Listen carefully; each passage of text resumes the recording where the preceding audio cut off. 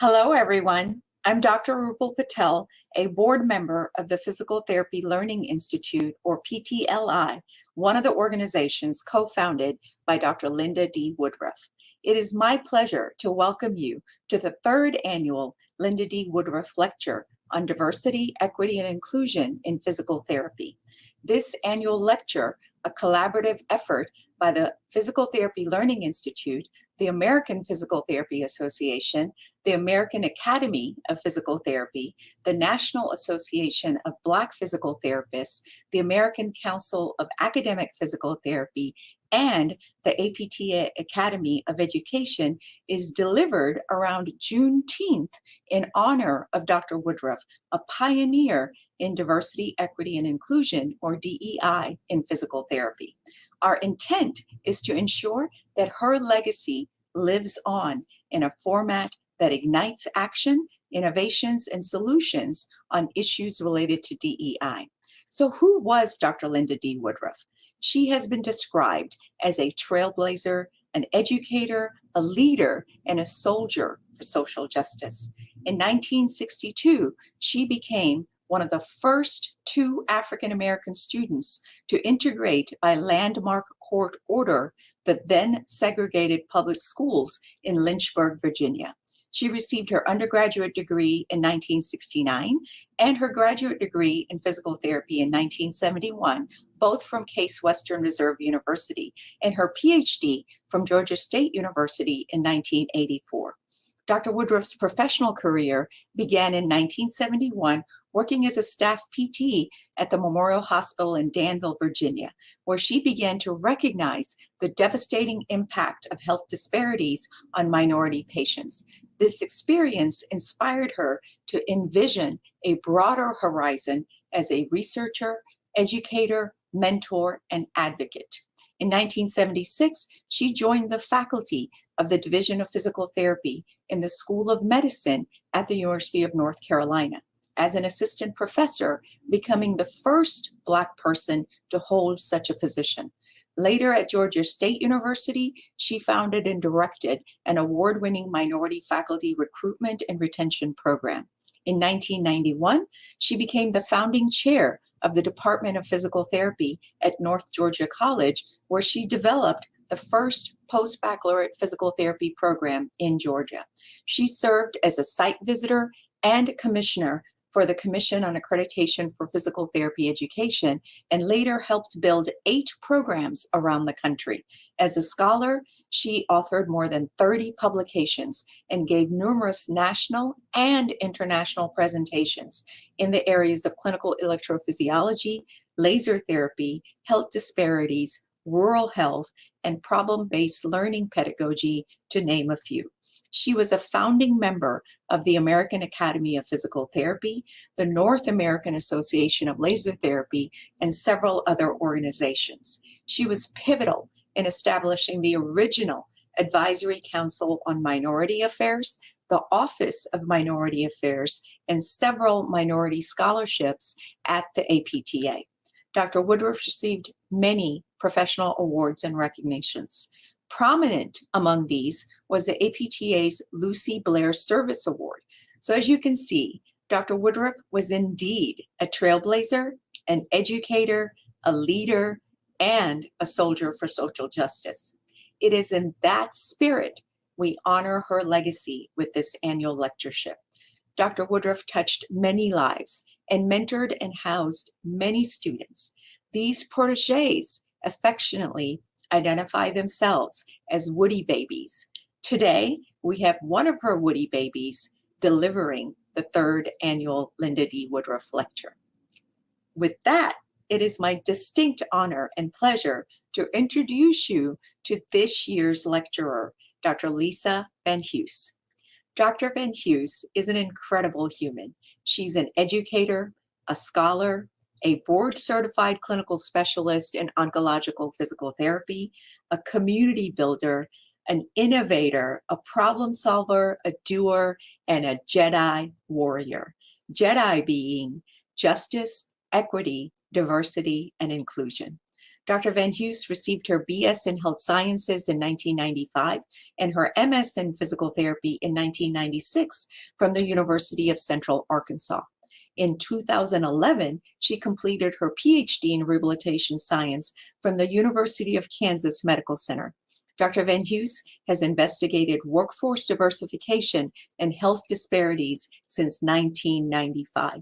She is an NIH-funded researcher and holds numerous certifications, which include being a qualified administrator of the Intercultural Developmental Inventory, a certified patient navigator through the Harold P. Freeman Patient Navigation Institute, and a trained facilitator through the Center for the Improvement of Mentored Experiences in Research. Currently, Dr. VanHoose is a clinical professor in the DPT program at Baylor University. As a scholar, she has a stellar record of peer-reviewed publications and presentations, and she serves as a reviewer for several scientific journals. She is a highly sought-after consultant and an often invited speaker and facilitator of educational workshops, as well as a featured guest on many social media podcasts. Dr. VanHoose is a member of various professional organizations, and currently she serves on the board of the Louisiana Health Occupation Students of America, or HOSA, and PTLI. Dr. VanHoose has received several awards and honors throughout her career. She was recently named as a Catherine Worthingham Fellow of the APTA, the highest honor bestowed within our association. She's also a fellow of the American Academy of Physical Therapy, has received the Societal Impact Award from the APTA and the Jerry F. Walton Service Award from the Academy of Oncologic Physical Therapy, where she also served as its president. Besides her numerous academic and professional roles, Dr. VanHoose is the founder and executive director of the Ujima Institute and Foundation, because she believes that individual and societal wellness requires a village-like effort. Ujima's mission is to improve Black health outcomes and patient-client satisfaction through workforce upskilling focused on intercultural development and interactions. Leading that village-like effort, in 2020, she co-authored the Black Rehabilitation Manifesto, which represents a collaborative effort of Black practitioners, students, and patient clients to verbalize their expectations of stakeholders that are involved in rehabilitation advocacy, community engagement, practice, research, and education. Dr. VanHoose has trained in the Louisiana Racial and Health Equity Learning Laboratory, which focuses on building the capacity of leaders across the state to address systemic barriers and social inequities affecting marginalized communities. She recently opened the Ujima Center in Monroe, Louisiana, a place for the community to gather, learn, connect, and build its own capacity to address inequities through programs that focus on enrichment and empowerment. Dr. Lisa VanHoose describes herself as an intercultural guide. She can make uncomfortable situations and topics comfortable and even exciting. I have no doubt that she will do the same with this lecture. So it is with great pride, privilege, and honor I give you my friend, the Jedi warrior, Dr. Lisa VanHoose, to deliver this year's Lynda D. Woodruff Lecture in DEI and Physical Therapy. Hello, everyone. I have to start off with saying how honored, excited, humbled, scared I am to be presenting today's lecture. Dr. Woodruff was a mentor, a friend, sometimes a coach, maybe even sometimes a warden. But I adored and I loved her. And to be able to give today's lecture in her namesake, there is just no words, no words.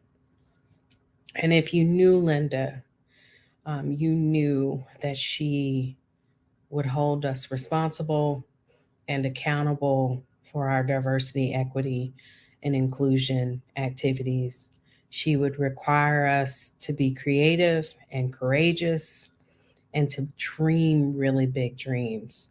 And so I am excited to be able to talk with you today about diversity, equity, and inclusion fatigue, and how I believe that RST is the intervention that we need to be able to take us through our current efforts and on through the future. So when I talk about RST, what I'm talking about is representation, Sankofa, and trustworthiness. And we're going to talk about what each of those words mean, but they aren't those typical letters, right? Diversity, equity, and inclusion. Now, before I get started, I want to make a disclaimer that I am the owner and CEO of the Woodruff Center, which has 4 LLCs along with 2 nonprofits. I am also a clinical professor for Baylor University, and I'm so thankful for their support for the community work that we're doing here in Monroe, Louisiana. I am a board certified clinical specialist in oncologic physical therapy. And so the definition that you see from fatigue comes from the National Cancer Institute that basically says fatigue is a condition marked by extreme tiredness and the inability to function. The inability to function due to a lack of energy, right? So we've got our impairments listed there. We've got a lack of energy, and that is impacting our activity and our societal participation. And it may be acute or chronic, which tells you that it can be a disability that can be transit or long-standing or permanent. Now, the spiraling effects of cancer-related fatigue can be broken into 4 dimensions: physical, psychological, social, or spiritual. So when we start talking about fatigue and the impacts of fatigue, we're going to talk about it in regards to those 4 domains. So the slide you see here talks about qualitative themes in the discussion of fatigue.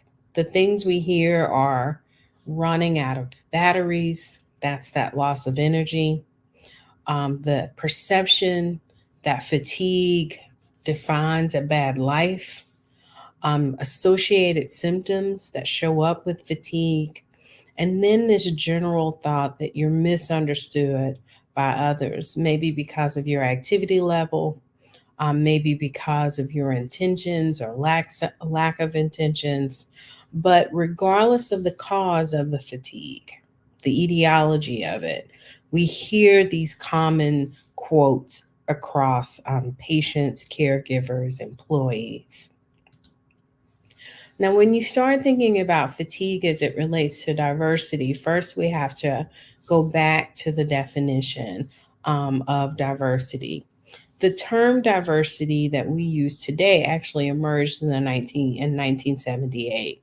It was part of a Supreme Court landmark decision that basically struck down quotas but upheld affirmative action, that said that you could use race in factoring into cultural admission policies.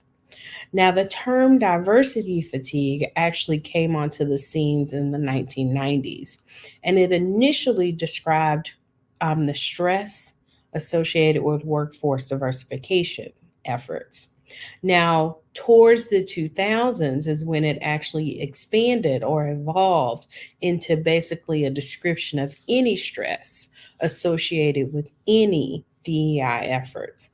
And in 2017, that was when we had this declaration of the Year of Diversity Fatigue. So 2017 is known as the Year of Diversity Fatigue. Now, what's interesting about that is it was actually in 2020 when, if you ask the public the Year of Diversity Fatigue, or social unrest. 2020 would normally be the year that most people would talk about. That's when we were all collectively dealing with the aftermath of George Floyd. We saw lots of social advocacy and unrest. We had our January events, and we all collectively suffered and cried together over the state of our country. And so Naomi Rachel Roman says, the expectation that we can be immersed in suffering and loss daily and not be touched by it is as unrealistic as expecting to be able to walk through water without getting wet. So this concept that in 2020, 2021, we were all collectively suffering as we watched multiple injustices occur. And the concept that it wouldn't touch us, that it wouldn't change us, that it wouldn't evolve us, that's really unrealistic. And this concept that we're just going to spring back to going back to normal, that may be unrealistic for us as well, or that it wasn't going to wear on our souls. So the quote that you saw is actually often tied back to this term compassion fatigue. And compassion fatigue is a form of burnout.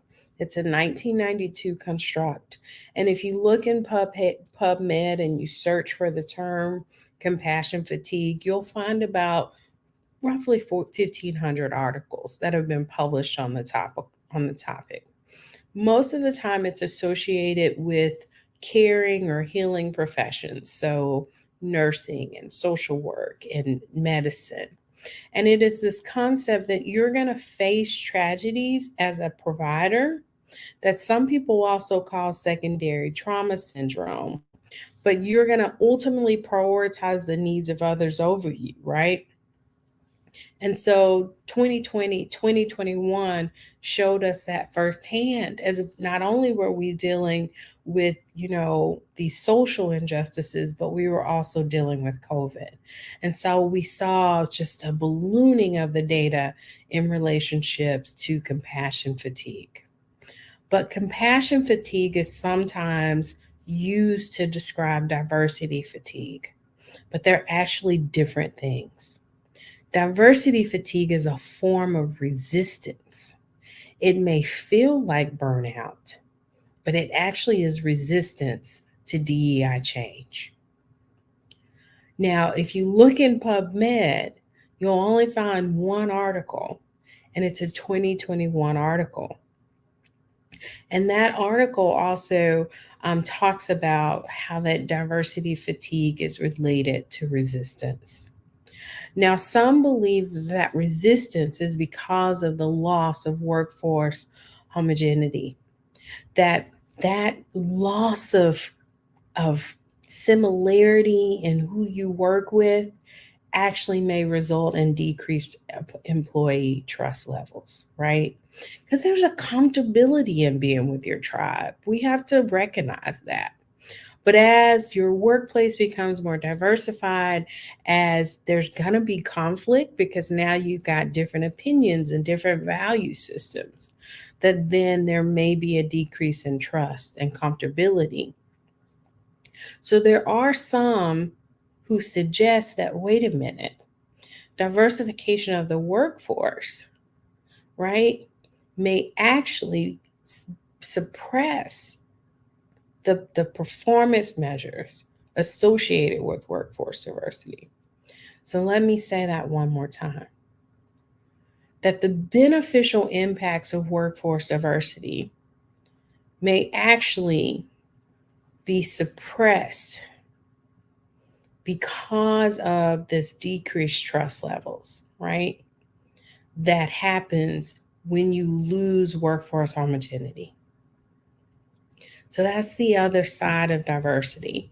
Normally, when we talk about workforce diversity, we talk about these higher performance levels. We talk about increased retention rates. We talk about increased employee satisfaction. We talk about increased customer satisfaction, right? But there is a downside to workforce diversity that is seen as diversity fatigue, which is this subtle resistance which may actually erode workplace performance. And so, what might DEI fatigue look like? So, it could be a lack of participation and enthusiasm for DEI initiatives, right? So, you may see the resistance in that way. It could be just a general disillusion towards the process, the progress of DEI. It could be discouragement of DEI initiatives, right? And it could come from any employee. But these are all signs of DEI fatigue or resistance. So my question is how are you? So if we were to use our typical 0 to 10 scale, with 0 being no fatigue, 10 being the worst possible fatigue, where would you say you are in regards to your DEI fatigue?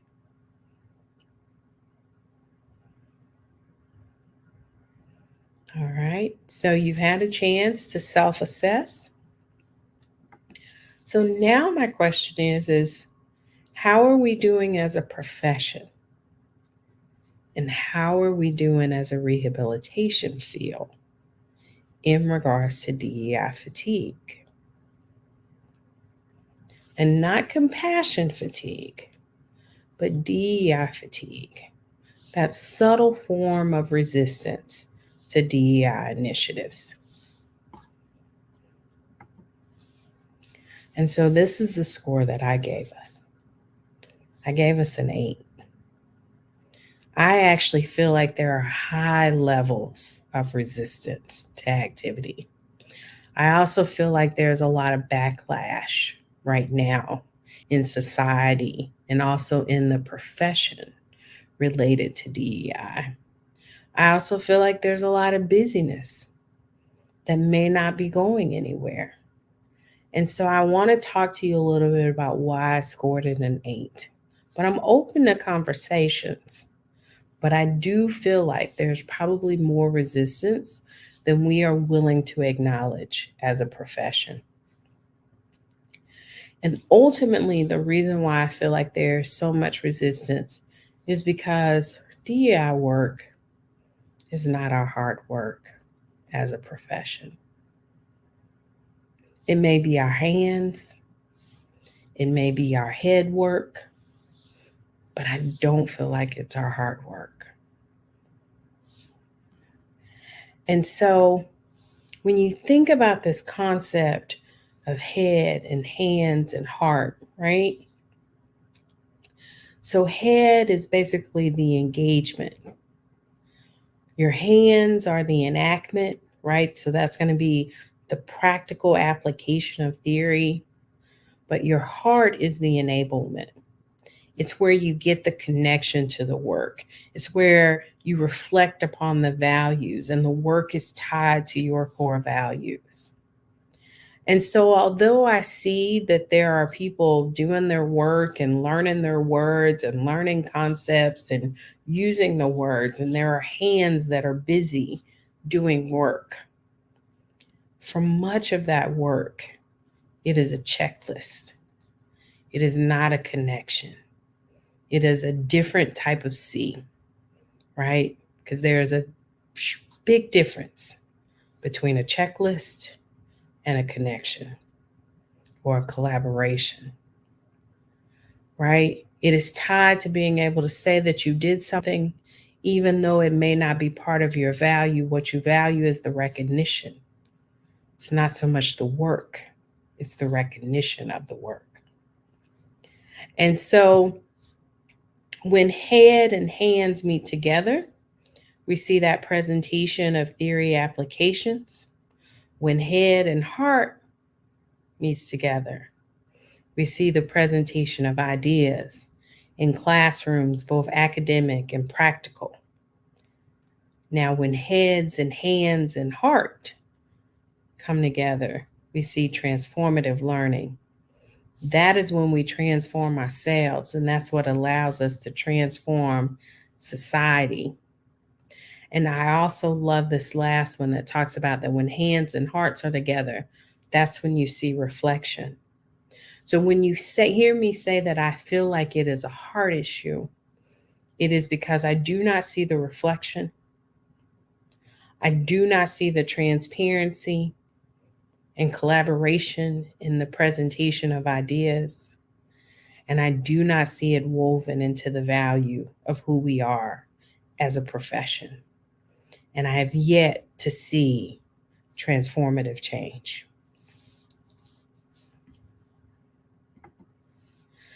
And so another way to look at this is basically in this graphic of ineffective change.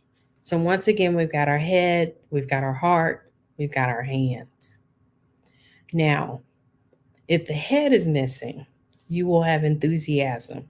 It will be reckless at times, but it will be enthusiasm. There will be enthusiasm. Now, when the hands are missing, you'll have strategy for very little movement. But when the heart is missing, there will be disjointed, fragmented activity. And that is ultimately what I see within the PT profession. I also see it within OT and speech language pathology. I see it within the healthcare ecosystem and as a whole, this disjointed effort. Because if the heart is at the center of this, then at the end of the day, you do not care who gets credit for the work. You just want to see your core values lived out. And so because of that, I feel like right now, our issue is not that we can't learn what we need to learn. It's not that we don't have the hands to do the work. It's the fact that we just don't have the heart, y'all. We don't have the heart. And so I believe that that is because we are so tired, right? When it's not your hard work, your fatigue is quicker to come on, right? And that fatigue is going to show up in physical and physiological, social and spiritual ways. And so we're going to take some time to talk about where I think that is showing up in our profession currently, and where I'm going to say to you, if you're tired now, oh, you're going to really be tired, because we've got so much busy work going on that your fatigue level could potentially even go higher than where it is right now. So that fatigue level, that resistance could potentially even grow more than it's growing right now. And so I love this quote that basically says that our fatigue is often caused not by the work, but by worry, frustration, and resistance. And that is part of the reason why in the literature, when they talk about DEI fatigue, both in gray and in regular literature, it is discussed as a resistance, as a resentment to the work that is being done. And so what might this look like? So I am leaning upon a blog that was written, which I think gives some really nice examples of what DEI fatigue might look like. So under that physical dimension, to me, I am defining that as the time and the resources needed for current DEI challenges and the development of solutions. When I talk about social dimensions of fatigue, that's going to be the discouragement from upper management, senior teams who feel frustrated by the slow progress, or they believe the return on investment is not good, right? And in PT, we believe in social hierarchy, right? We believe in strong leadership. And so some of that discouragement may be coming from our governance model as well. When we talk about psychological dimensions, we're going to talk about your ability to stick to long-term commitments. in favor of achieving short-term task-based DEI efforts, right? So we're going to choose those short-term task-based checklist filling activities instead of the long-term commitments. And then under spiritual dimensions, right? And with that spiritual dimension, this is where we're focused more on the human spirit in comparison to physical factors. So the human spirit is basically that lack of interest or motivation from employees or members or staff to participate in DEI initiatives. That is really where that core value, your guiding principles as it relates to your humanity and the humanities of others plays a role. And so under that dimension of physical fatigue, I'm going to lean upon a CSM presentation, and I believe these authors have also submitted this work for publication. But they basically surveyed, they sent out surveys to the 69 APTA components. 38 out of 69 responded, so that's a 55% response rate. Over 74% of the respondents said that they had either an existing or developing DEI group, right? So some type of structure. However, out of those respondents, 67% said that those groups had started between 2019 and 2020. So we're in 2022, y'all. So stop and think about that. So almost 70% of those groups are within 3 years of development. We are young in this game, right? And the activity that most of these groups are talking about that they were doing was community outreach, which is good. We need community exposure. We need community engagement. But that's a low hanging fruit. That's a short-term solution. That's just one of the things that has to be done for sustainable DEI work. Now, when they were asked about challenges, what they talked about was human resources, right? Burnout. Many of these programs, many of these groups are within 3 years, and they're already talking about burnout. Then they talked about a lack of knowledge, not knowing where to start, not knowing how to focus. 75% said, hey, we need a community of practice. We need to be able to meet and collaborate with other DEI leaders, right? This is within the first 3 years of working in this domain. This is what we're already hearing from DEI leaders. Then you have the CAPTI, the ACAP institutional profile survey. So 79% of programs responded, and they understood that they were going to be sharing their data. And what you see here is that programs identified diversity, equity, and inclusion as a top area for improvement. Almost 58% of respondents said that they had some room to make in regards to including DEI measurable outcomes in their strategic plan. 50-50 said that they could better act on collected data, that they've got data, they just aren't using it, they're not maximizing use of it. 48% said that they could better assess non-academic obstacles to degree completion, which that's a powerful statement. There's a lot wrapped up into that statement. And then 44% said that they can improve in acting upon their data to increase diversity in the student body. So right there, we've got programs that have identified opportunities for growth. We've got DEI components that have identified opportunities for growth. But you also have to ask yourself, why are we not doing these things? And it comes back to that time and resources and the fact that people already feel stretched and they feel tired already in this work, as talked about on the previous slide. And so then if you're thinking about that as our current state, now you've got to think about the APTA Strategic Plan 2022.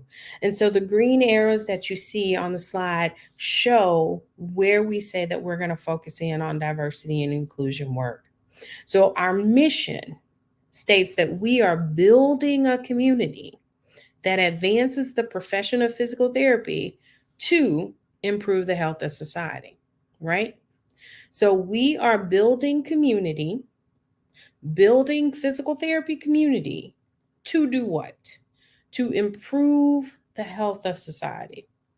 Then we say that we are committed to DEI work in the association, in the profession, and in society.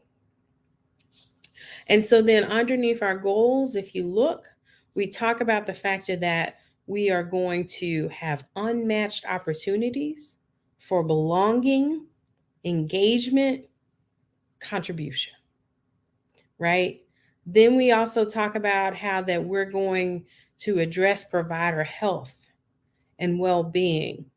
We talk about that we're going to improve health outcomes for populations, communities, and individuals. We talk about how that we're going to drive demand to improve the human experience. And then when you start looking at, okay, well, what are the tangibles? What are the deliverables of this, right? We talk about that we are going to realize improvement in diversity and representation. That we are going to also create a portfolio of evidence-based resources to drive the quality of care to impact health at all levels, right? At all levels. So as I am reading these things, I'm like, this is good. But then I also go, who's going to do this work? Because people are already saying that they're tired. And so if we know that we have a heart issue, we have to address that heart issue to be able to have a workforce that is going to be able to sustain the effort, the energy that is going to be needed to do this work. If not, we are going to be exacerbating our DEI fatigue, our resistance, our lack of energy, our lack of motivation towards this work that we said we were going to do as a membership, right? And we're putting this out in a public space. So will we be able to be trustworthy towards this document? So there is a diversity, equity, and inclusion action plan that is supposed to be published this year. We are waiting to see that document. And ultimately, our guiding principle is that we are better together. So then the question is do we mean that?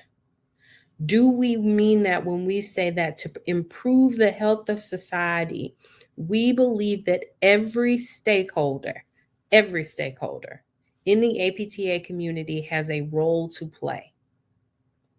Has a role to play. The question becomes is what is the role? Who gets to be in which roles and who gets to decide that? That becomes the next question as we start talking about building a better society.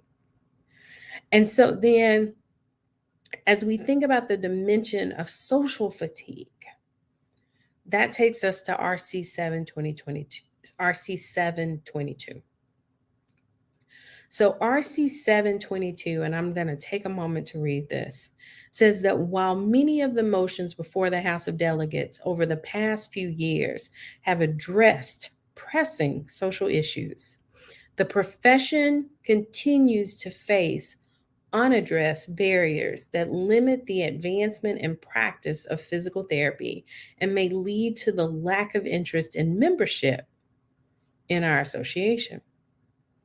The Arkansas Board of Directors have asked our delegation to present a motion to develop and bring forth motions to improve support for services rendered, develop recognition in the public of the need for physical therapy intervention, improve efficacy and training opportunities for clinicians, and generally serve the needs of the members of the association in their everyday practice.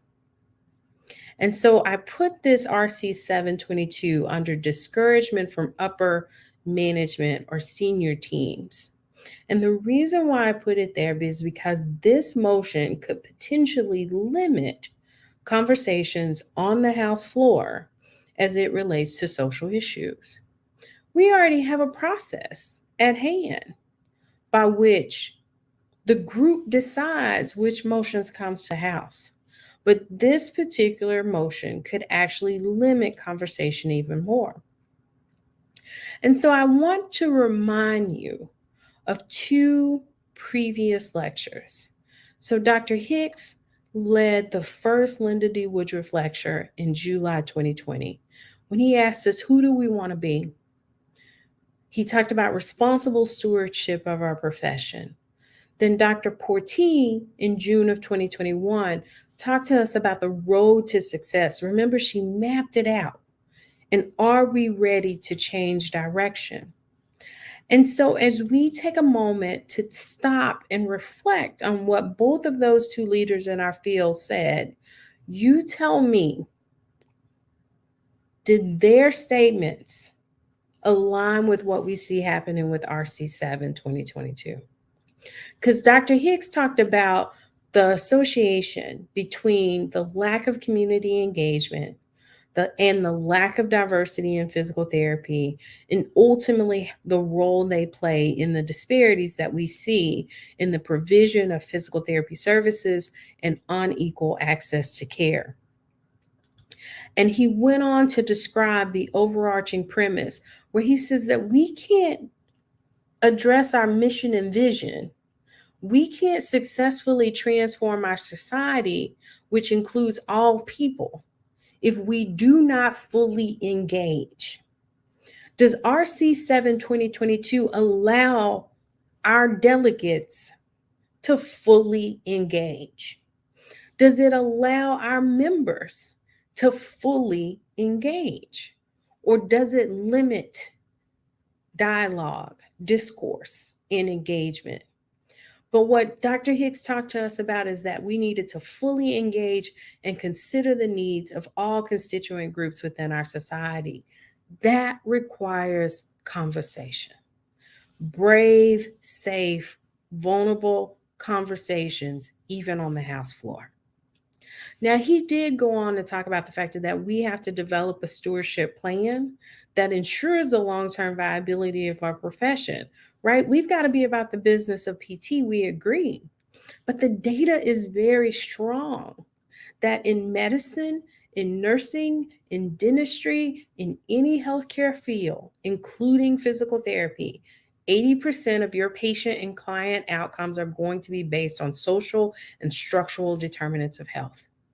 So if you don't want to talk about it, then just know you are not talking about 80% of what impacts the outcomes by which you are going to be graded. You are not talking about 80% of the things that that patient knows is important to their outcomes. We can put our heads in the sand if we want to, but ultimately, that is what's going to impact our value proposition to the public and also to funders. Now, and Greg goes on to talk about that reimbursement component in regards to, he led us through a beautiful discussion of estimating the economic burden of racial health inequalities in the United States. And he talked about the fact that social justice can be cost effective, because there are some estimations that social injustices accounts for almost $3 trillion of excess healthcare. Now, if that number is true, and if we as a profession could partner with other organizations to start addressing social issues, and we could have cost savings, reductions, would that not also address maybe some of our reimbursement issues?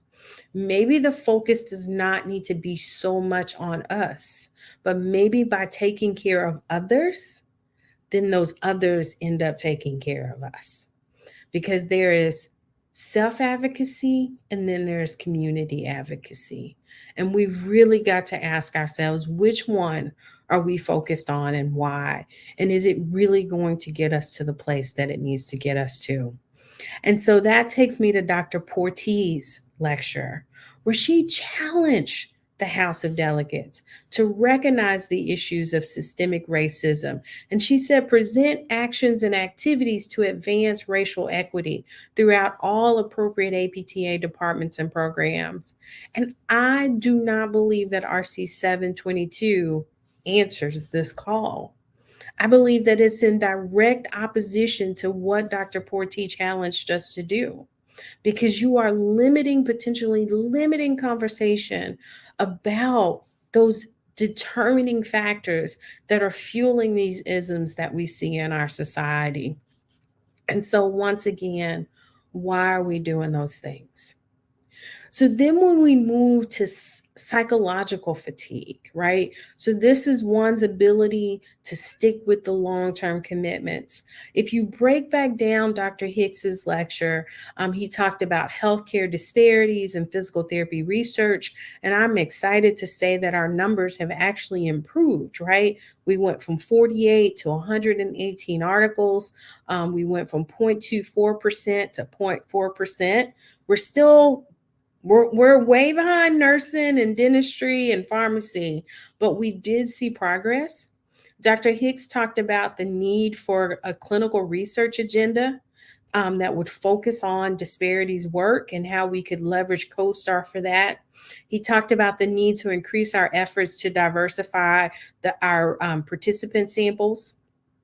He talked about recruiting underrepresented PTs as research trainees, the need to develop more pipeline programs, and even talked about the program they have there at Delaware and their interest in partnering with others. He talked about advocacy initiatives that would be focused on health disparities and this really great idea of the development of corporate loan repayment initiatives, which maybe that's how we need to restructure our PT fund. Instead of them being scholarships, but really maybe loan repayment initiatives for PTs that go work in these areas. He also talked about instituting quality assurance projects to understand PT care disparities within your own clinical practice systems and practices. And then talked about addressing student loan burden and the need for us to have a standalone CAPTE element with evidence of compliance. And so what you see flashing here in the background are check marks.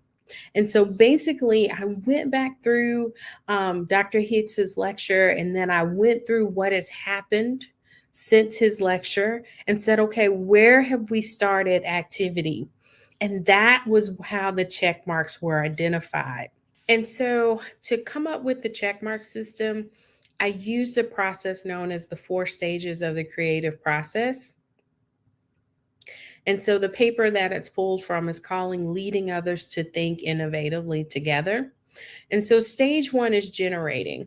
So you're creating options in the form of new possibilities, new problems that might be solved, and new opportunities that might be capitalized upon. And so I felt like Dr. Hicks started us down that road. Then conceptualization is creating options in the form of alternative ways to understand and define a problem or an opportunity.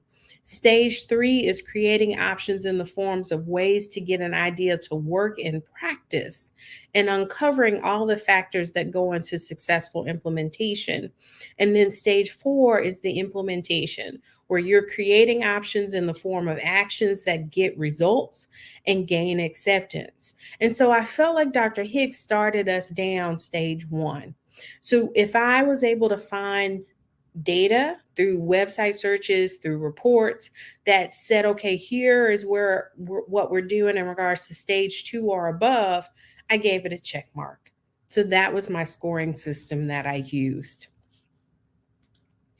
And so based on that scoring system, we get an F.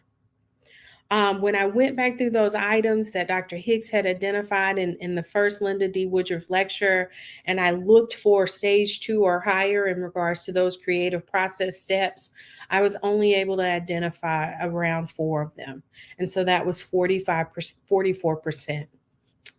Now, Dr. Porti took us down a very similar pathway, but she started off with giving us a reminder of the history of DEI activities within the APTA and beyond. And so she talked with us about physical therapy enrichment experiences, community outreach, dual degree programs. So she just reminded us that this work is not new. That there have been organizations like the American Academy of Physical Therapy that have been doing these things for a really long time. And a lot of this work was actually driven by Dr. Lynda D. Woodruff. Then she went on to talk about the need to address deficiencies as it relates to standardized tests, mentoring strategies. She also talked about student loan repayment. She also talked about the need for changes in accreditation standards. But she also went on to speak to us about the need for funding for both recruitment and retention, and also funding to support targeted marketing and outreach of students from underrepresented groups. She talked about the need for open conversation and that leadership has to take responsibility. It's not enough for you to say you're committed. It's not enough for you to say you support. We need to hear the words that says that, look, we know that there was trauma that occurred within our organization. We acknowledge our professional and our societal inequities, and then we can talk about commitment and action. But there has to be the words that also acknowledge the trauma that has occurred and continues to occur in some cases. Dr. Porti talked about cultural humility education. Love this idea about state boards of physical therapy, including DEI training for license renewal. And the only reason why I did not mark that one is because there is not an organized effort towards that. However, there are some states that have started that work. She also talked about pipeline programs, and she talked about the need for academic support. And so academic support to me is the educational reparations that we must pay. We've got to pay. We've created a debt as a society where we've allowed certain students and certain communities to go without the educational resources that they need. So that has created a debt, and every debt must be paid. And so that means that, guess what? Because we are a community, because we are all on this tiny itty bitty ball in the middle of the galaxy spinning together, somebody got to pay that debt. And so if K through 12 does not pay the debt, if undergraduate education does not pay the debt, then that means we have to pay the debt as healthcare educational programs. So that means we have to come up with strategies to provide the academic support for students that they didn't create that system. So we can't be upset with them. We can't talk about it as individuals' failures. We can't talk about those students being academically unprepared. We can talk about how systems academically underprepared them. Now, will there be some students that, yes, there's some shared responsibility in this journey? Yes, but a lot of it is institutional and structural. So therefore, someone has to pay the debt. We also talked about diversification of APTA leadership. And so we have seen some progress there. And then Dr. Porti talked very strongly about the need for formal allyship, right? Because you cannot dismantle structures and not put new structures in place. That is what makes these efforts sustainable. Now, once again, using that same scoring structure, and I told you I did not score the state boards, and even if you feel like I should have put a mark by that one, I'm going to show you the numbers of where we're at. We're at 31%. We still have an F grade. So we have had 2 amazing Lynda D. Woodruff lectures with great ideas from people that have been in academic leadership, professional leadership, civic leadership. These are systems-minded people that have said, hey, look, I have analyzed the problem. Here's where I think we can make change. And we have really only moved forward on very few items from their suggestions to the rating of an F. We can do better. We can do better if we choose to do better. And the choosing to do better is a spirit issue. It's a heart issue. So this particular study actually will not be published, won't be available until July 2022, as you see in the arrow. But what it talks about is it talks about diversity fatigue, and it's a survey for measuring attitudes towards diversity enhancing efforts in academia. And so what they did was they looked at 473 persons who identified as white, students and faculty. It ultimately was a 6-item diversity fatigue scale. So yay, there's a tool. So stay tuned for this article to publish. And what they found, which was interesting to me, was that the mean levels of diversity fatigue were low. Now, so that's good news, right? So mean level of diversity fatigue was low. However, even at that low level of diversity fatigue, they saw that it was significantly associated with the faculty's motivation to adopt a diversity enhancing classroom activity. So one more time, because I believe in saying something twice real slow. Although mean levels of diversity fatigue were low, even at that low level, it impacted faculty's motivation to adopt evidence-based, evidence-informed, diversity-enhancing classroom activities. So go back and think about where you scored yourself in regards to your diversity fatigue, where you scored the profession.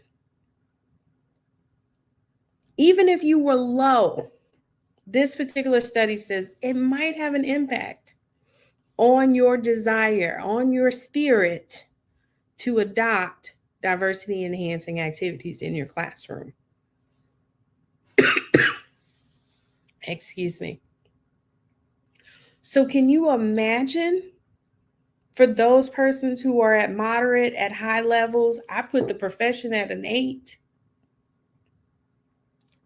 What the impact is on the spirit, on the heart, in regards to doing what we know to be best in regards to culturally responsive pedagogy or practice. And so ultimately, the authors go on to talk about how that diversity fatigue in academia is dampening a person's response to or their enthusiasm for efforts that are going to improve the experiences of underrepresented people. And so what is the implications of that for us as a PT profession? What's the implications in our classroom? What's the implications in our clinic? What's the implications in society?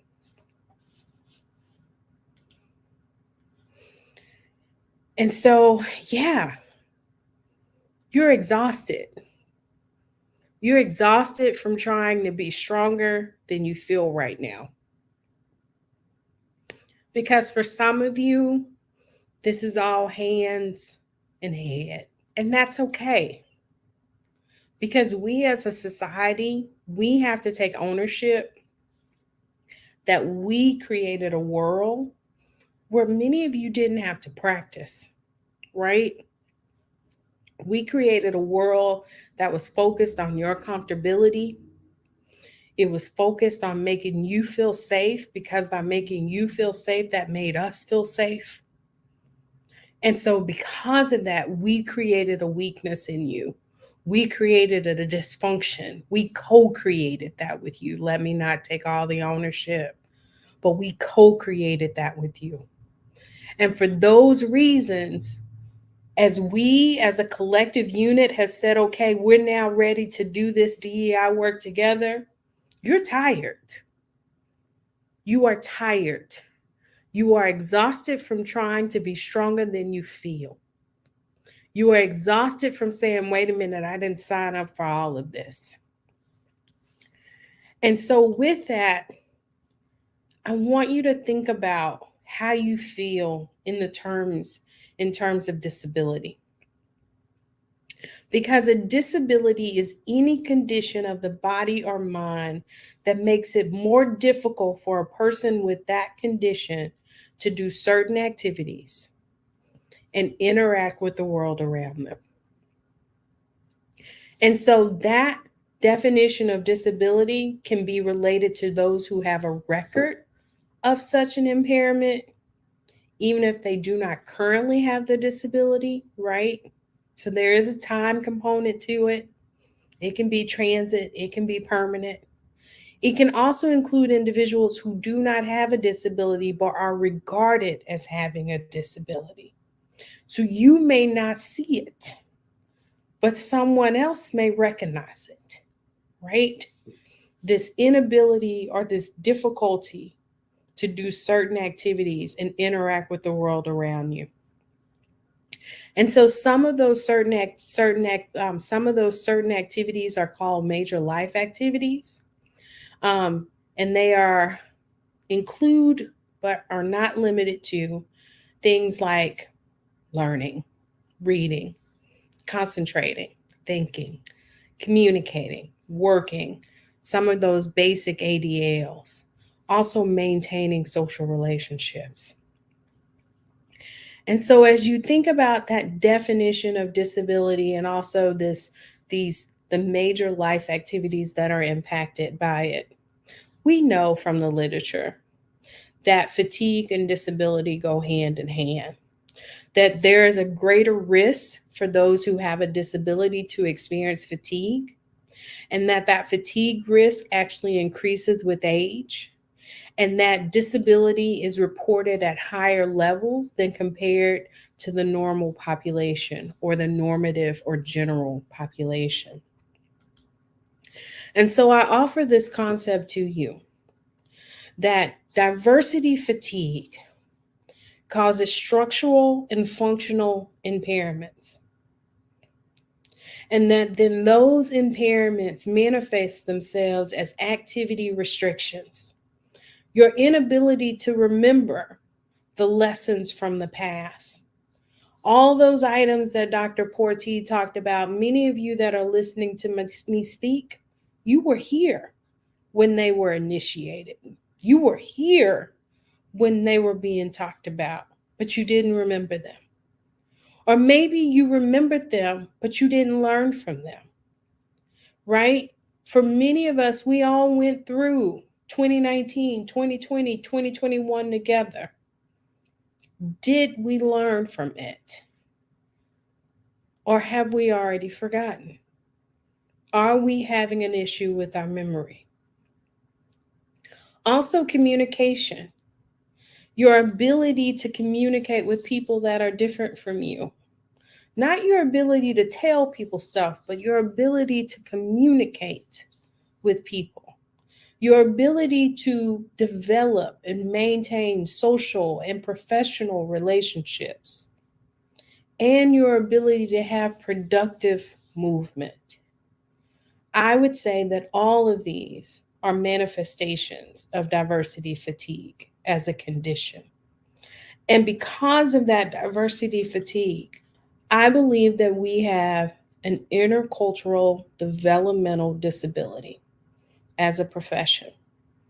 And it manifests itself as our inability or our decreased ability for our community members or our professional members, our organizational members to engage with each other across cultural differences in order to deepen learning and build mutual understanding and community. And I've modified a definition that comes from the Intercultural Development Inventory to explain what I think is going on in our profession. But we have a disability, and we each have to take ownership of our contribution in our collective disability. And then each of us needs to assess as individuals if we have a transit or a permanent disability as it relates to our intercultural development. And then we each have to decide what we are willing to do about it. And so for me, I feel like the intervention is not DEI. I feel like DEI has only taken us so far. I feel like now we have to move on to representation, Sankofa, and trustworthiness. So I'm asking you to think about moving from the D to the R, from the E to the S, from the I to the T. And I believe that RST is our intervention to helping us move forward as a profession. So what does that mean? It means that we focus on representation instead of diversity. Diversity has multiple definitions, y'all, and it is distracting from the meaningful work that we need to be doing. Diversity sometimes gives us a false sense of accomplishment because we've checked the boxes, we've counted all the numbers, and so therefore we feel like we've done something, which we have. But is it something that's going to sustain and move us to the next level as an inclusive profession? Now, there are times that the description of diversity takes on what's known as a more distributional property, right? Where we look at heterogeneity. And what we find from the literature is that heterogeneity actually has a greater impact on the perception of diversity amongst persons that identify as white than just your basic diversity counts. Now, what is interesting in regards to this neighborhood study that was done to help prove this fact is what they looked at the perception of persons who identified as white in regards to their neighborhood diversity. And one of the things they looked at was which subgroups had the largest group percentage, right? So which groups had the most houses on the block, so to say. Now, if that neighborhood was predominantly Black compared to predominantly white, most persons who identified as white did not perceive a difference in diversity. Now, there are some extremes. So if you're more liberal or if you're more conservative, then you did. But your typical moderate did not really see a significant difference just based on who had the most representation. Now, when that representation had more of a distributional property, my apologies, then it had significance when they had something to compare it to. And hence the reason why representation is so important. Because representation is not just about the who, but it's about specifically who is being presented in comparison to their general presentation in the community. And how are they being presented? So with representation, we're also going to be concerned about intersectionality. We're going to value it. We're going to want to know about it because that in-group representation is key. Now, what we do see amongst persons who identify as white is that there's a preference to talk about minority representation, where we group everybody together in a collective, right? But once again, that grouping minimizes acknowledgement of that in-group representation, which actually has a better impact on looking at perceptions of diversity and diversity improvement. And so what are some of my recommendations in regards to representation for the APTA? I believe that we need to mandate or strongly encourage transparent and easily accessible annual reporting of faculty, staff, and leadership identifiers by singular and combined identifiers compared to the general population. And that needs to be done for everything. Educational programs, clinics, journals, want to know who on the editorial board, want to know who the authors are. And also for our professional organizations and components. The APTA needs to publish a communication guide for the evaluation of deficit-based language. So remember, with representation, it's not just a matter of who, but it's also a matter of how. We want to know how subgroups are being presented. We want to know how racial and ethnic minority groups are being presented. And so by having that communication guide, it's going to help guide language in curriculum, marketing, publications, patient education, and any other media where we're discussing these vulnerable, marginalized groups. Then we also want to have professional organizations publish and post their plans to align with the DEI action plan that's supposed to be presented to us in 2022. So for one example, I would love to see CAPTI strongly encourage programs to assess and address representation among faculty, staff, and students. So that means you're not just going to report numbers, but you're also going to tell us how those numbers relate to your catchment areas, your recruitment areas, or the communities that you serve. So would want to see them on the website, want to see things that are related to promotion and tenure activities, faculty demographics, contemporary expertise. If we're saying that part of our mission is to improve the health of society, that means it's got to be woven into our curriculum. What makes you the responsible party for that curriculum? What makes you the content expertise for that component of your curriculum?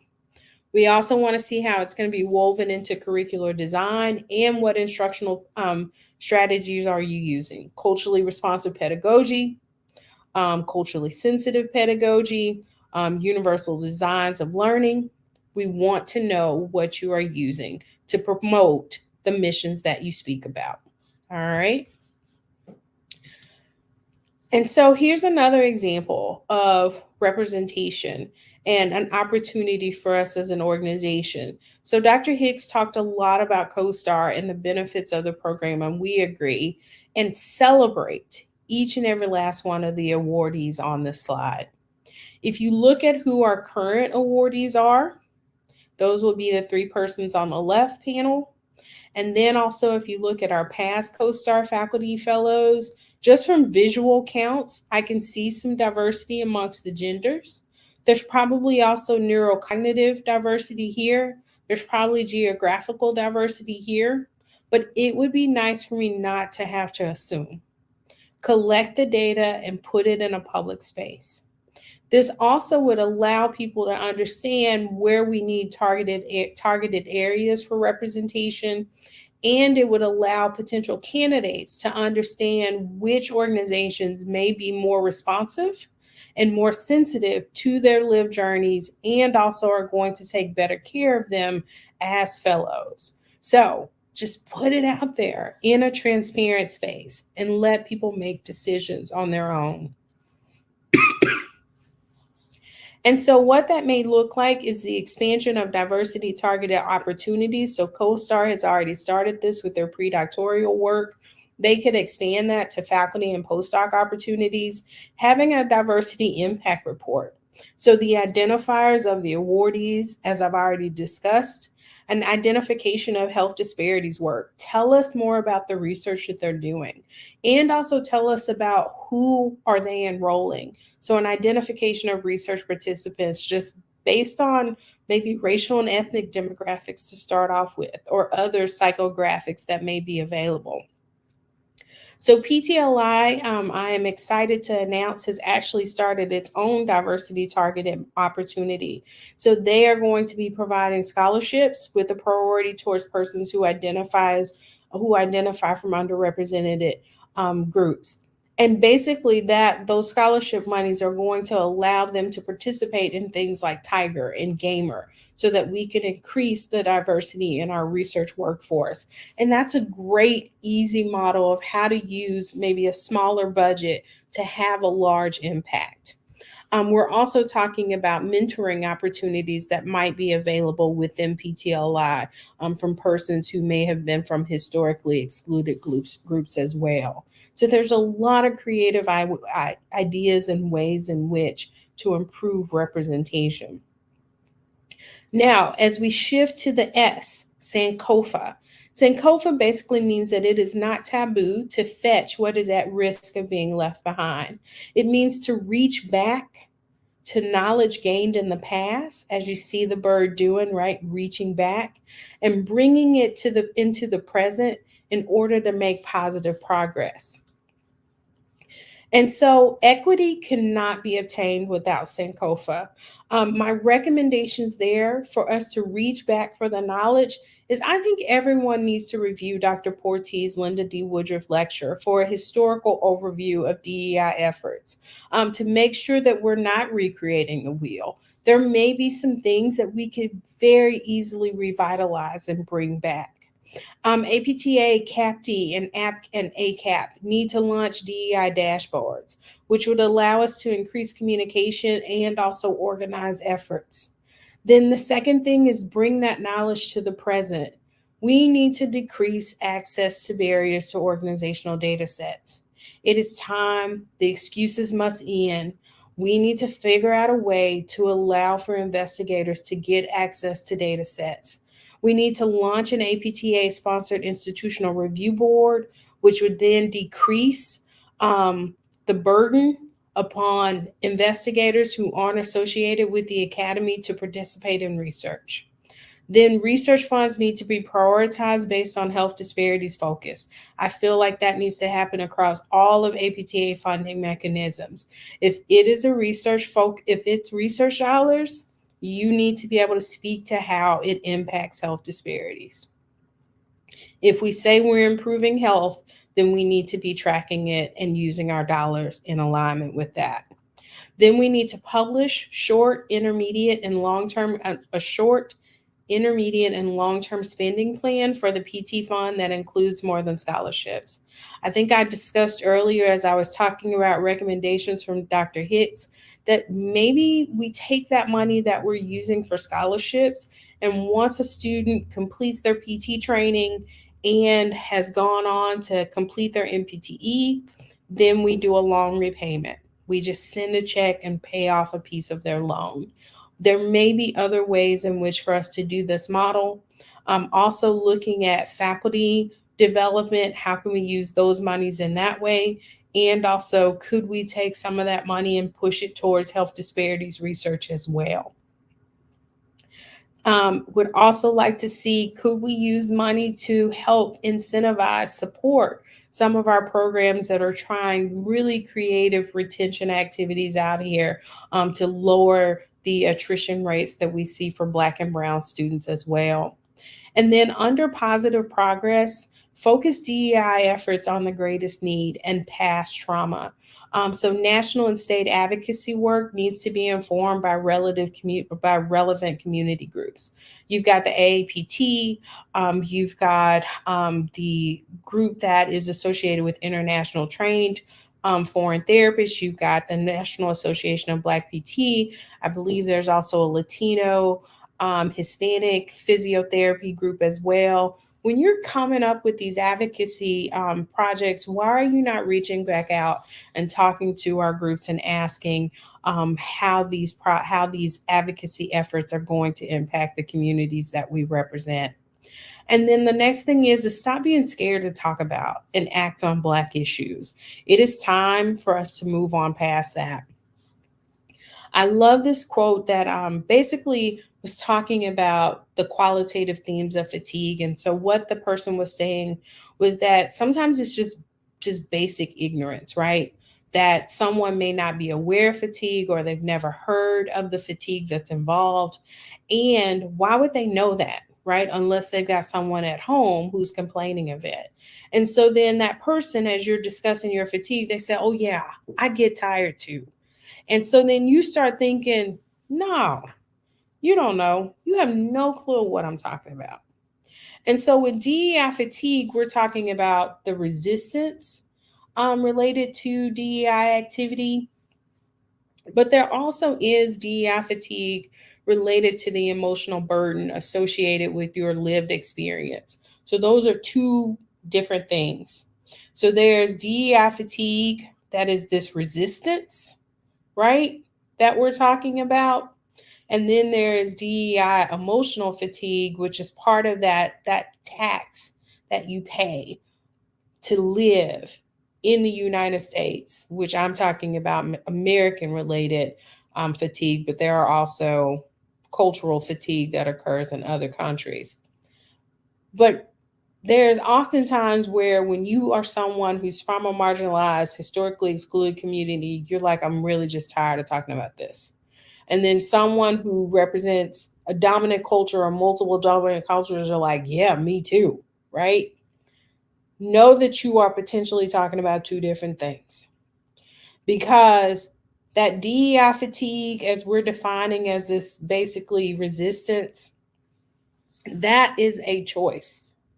You get to decide on if you want to continue in this journey or not. But if you are someone from this other group, there is no choice. There is no choice. I wake up every day as a Black woman.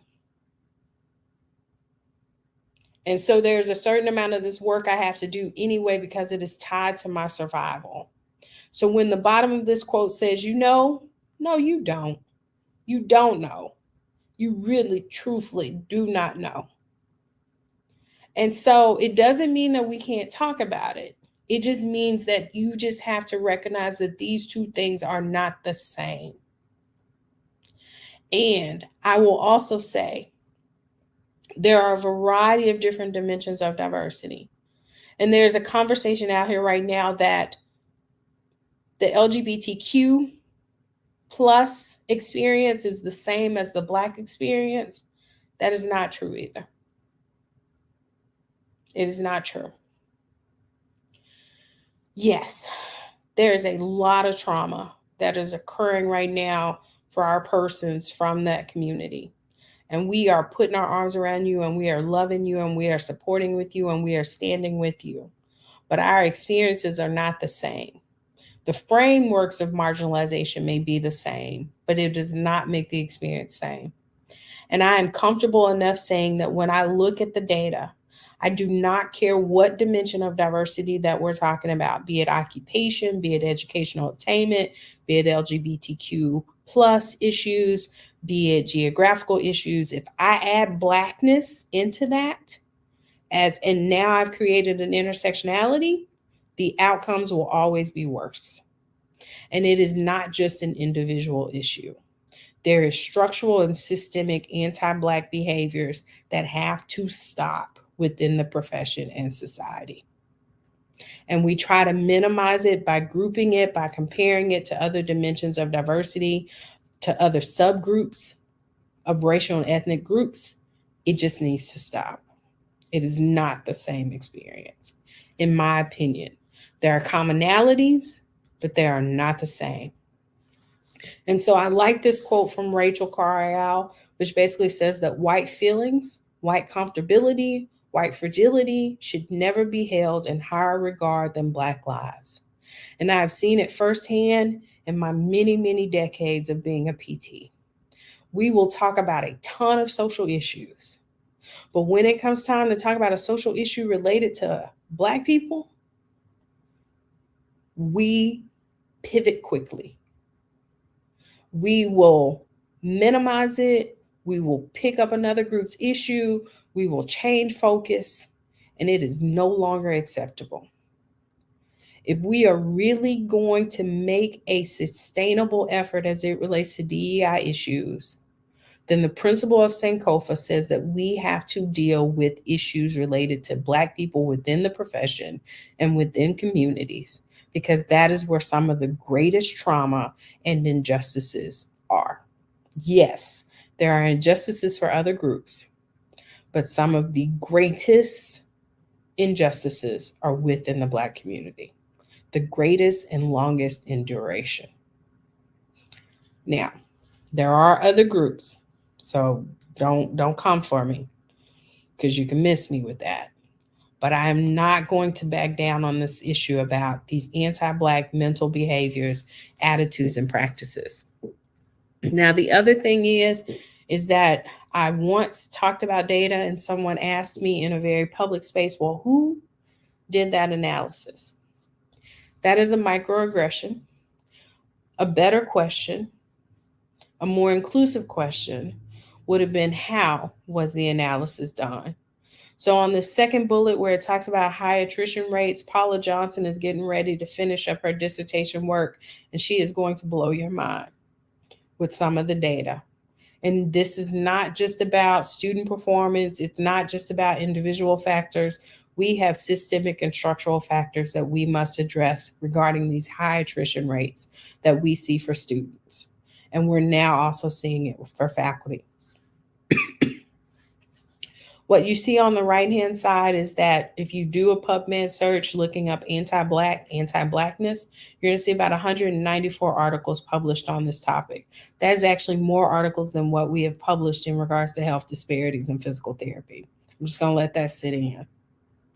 So, one of the first things we have to talk about is that there's decreased sharing of social capital. There's a lack of structured mentoring programs. Dr. Hicks talked about that. And then we have to also acknowledge the fact that 70% of jobs and promotions are not posted online. So that means that then jobs and promotions are very dependent upon who you know and who is going to share that information with you, right? That there is an explanation bias that we will provide more feedback, more information to certain people, typically people who look and act like us. So for those reasons, we have to figure out ways in which to have better networking opportunities if we're going to address some of the behaviors that we see towards our Black colleagues. Also, there are behaviors that we do that encourage in-group fighting, right? So there are cultural differences between being Black and being African American. And for this lecture, I don't have time to go into that, but those are also different experiences. And so Dr. Monique Kreff has talked about that a little bit in her podcast as well. But we right now do not look at subgroup analysis. We are celebrating increases in the number of Black PT students. But Lynda D. Woodruff would also have you look at who are those students, right? Are we talking about domestic students? Are we talking about African American students? Who are we talking about in these increases? Not so that we decrease. There's enough room for many of us, but so that we know where the targeted recruitment needs to be. There are also issues of colorism, right? We have preference towards persons who are a lighter skin color compared to those of our darker skin color. We also see it in our leadership, right? There's this conversation about the selection of good Black people, right? Those that do not cause too much trouble, those that say the things and do the things the ways in which the profession wants us to do, because we have weaponized policies and procedures as it relates to how someone dress, how they groom their hair, how they put on their makeup, what earrings they wear. All of these ways in which we define professionalism in ways in which supports a dominant culture or even a monocultural view. Those kind of things have anti-Black implications. The over-selection of Black people into DEI roles. We are not the only people that can sit in those spaces. Also, we are not always wanting to sit in those spaces because once you are in a DEI role, it is very hard for people to see you as anything outside of that. And so there is some narrowing, some limiting of your professional capacity that occurs with being in those roles. The other downside of being in that DEI role is the fact that many of these are on soft money, or when the DEI fatigue gets too high, those positions will go away, which then means we will have several Black faculty members and staff that will be without employment. There also is a need to talk about this HBCU mission drift. We have 8 PT programs at historically Black colleges and universities. However, 4 of them look no different than majority programs.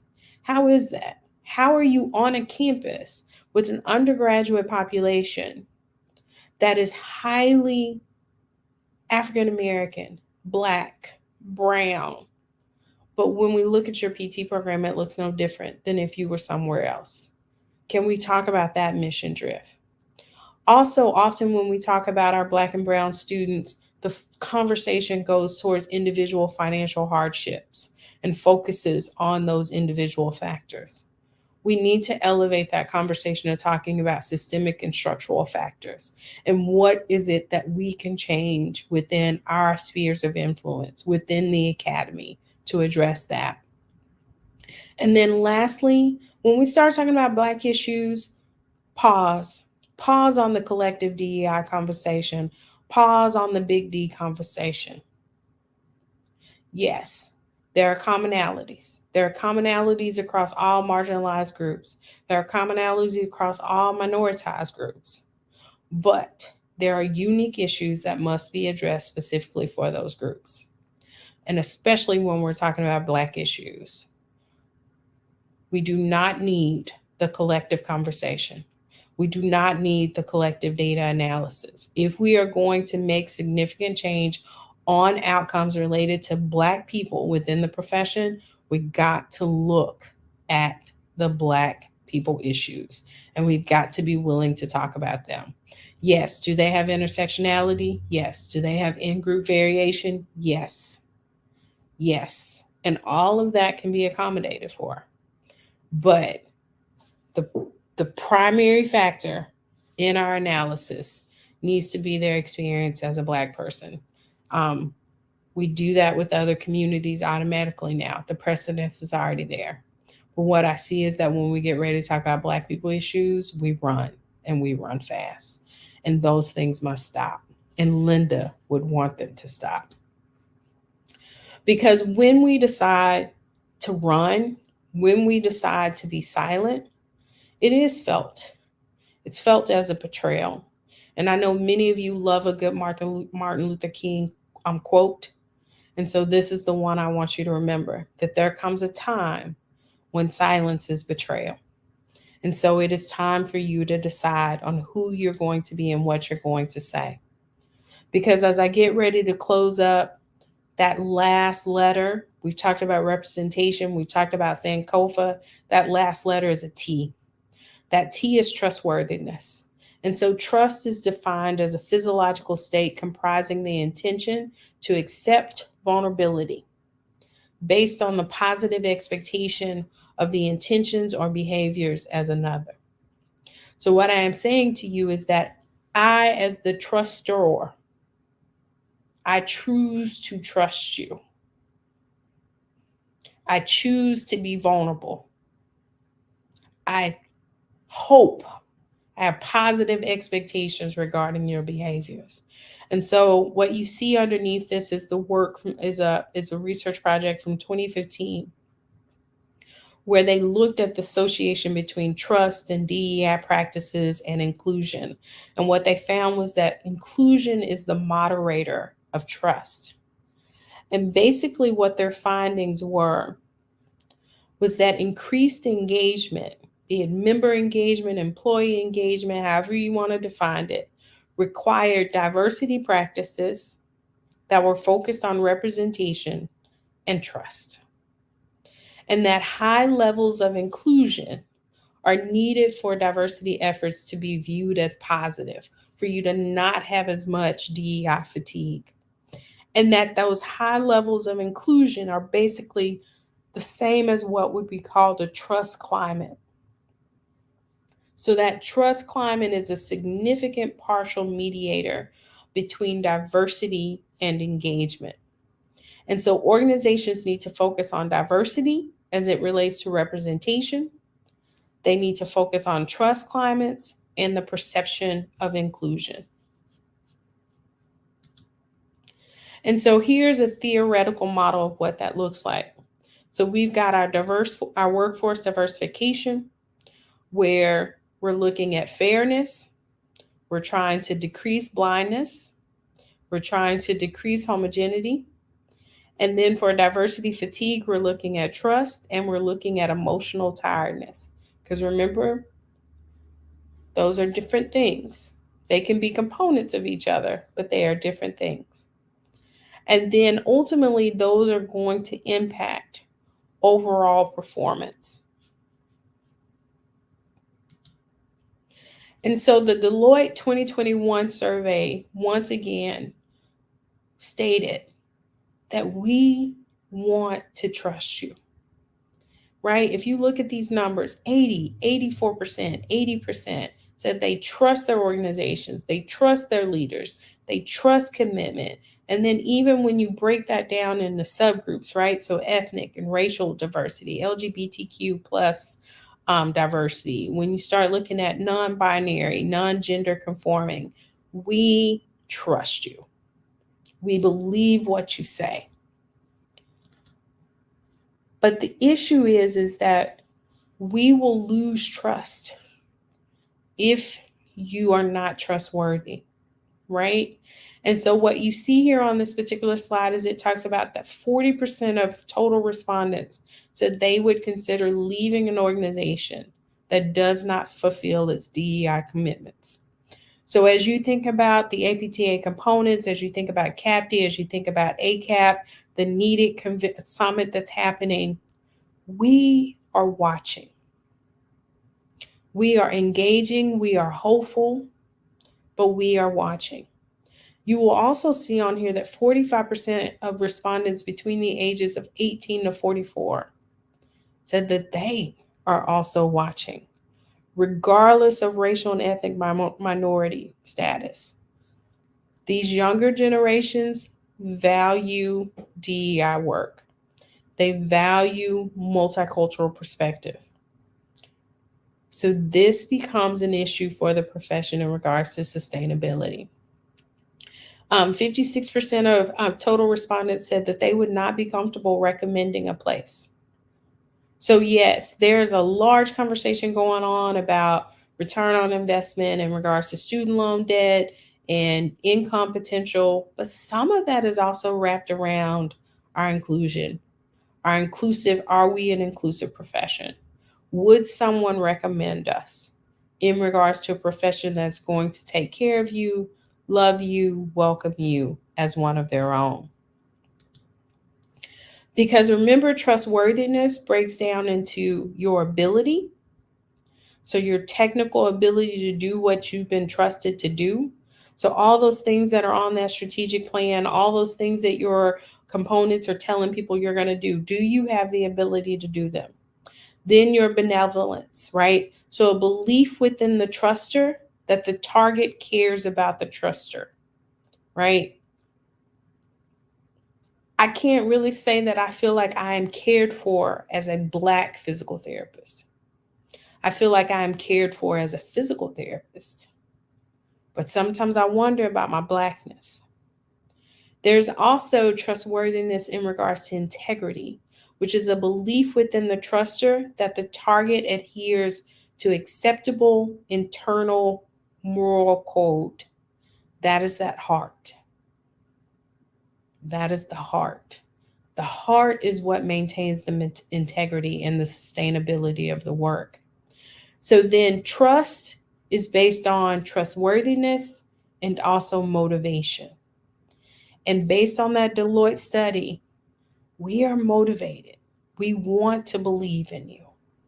But please don't prove us wrong. Please do not prove us wrong. Because this is basically an infographic that shows these things together.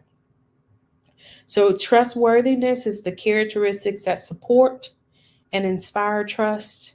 Do we do that as a profession? Trust is the willingness to accept the vulnerability based on an expectation of a positive outcome. And your trust propensity is one's inherent willingness to rely on others.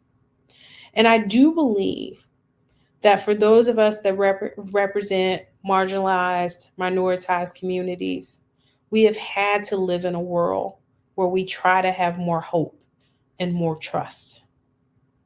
I believe it is what has made us slightly stronger than certain other groups as it relates to trust propensity. But I do feel a tide is turning where people are done.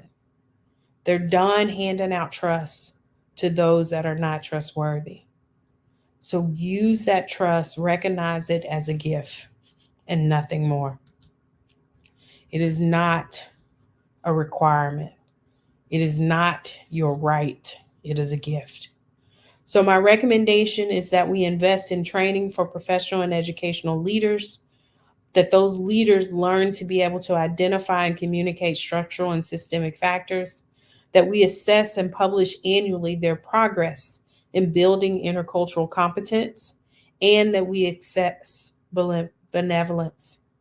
That we also solicit feedback in multiple ways, not just through engage, not just through face to face, but we use technology in a creative way to allow as many people to provide feedback as possible.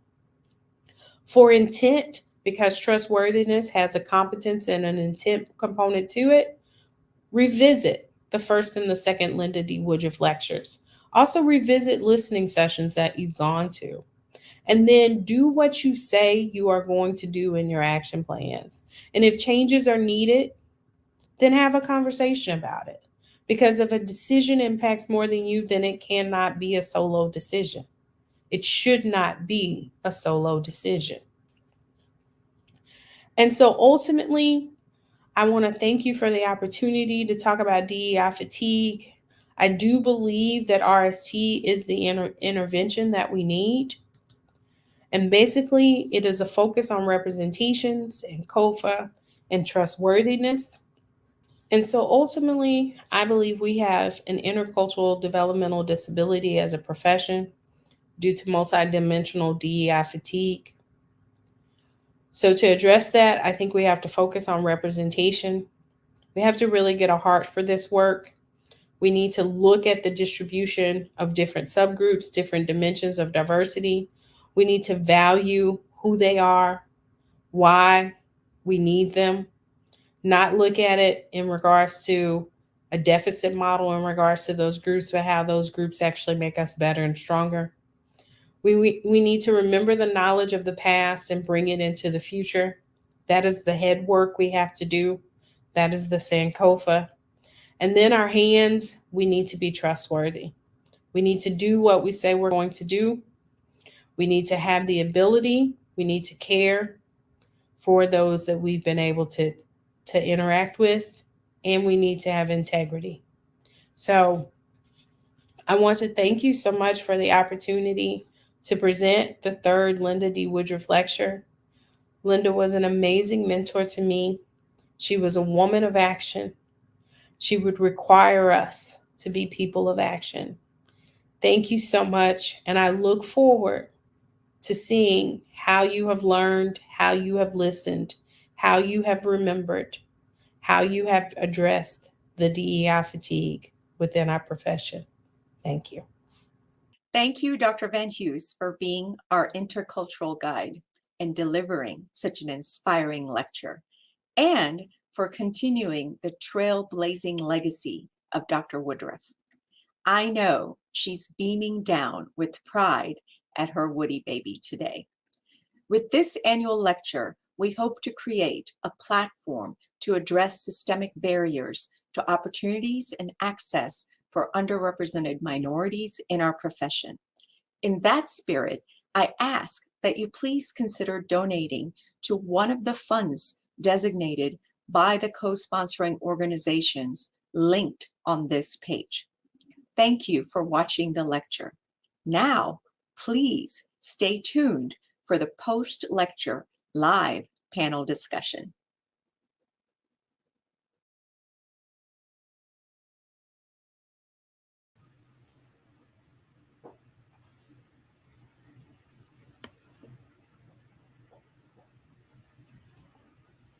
Good evening, good afternoon.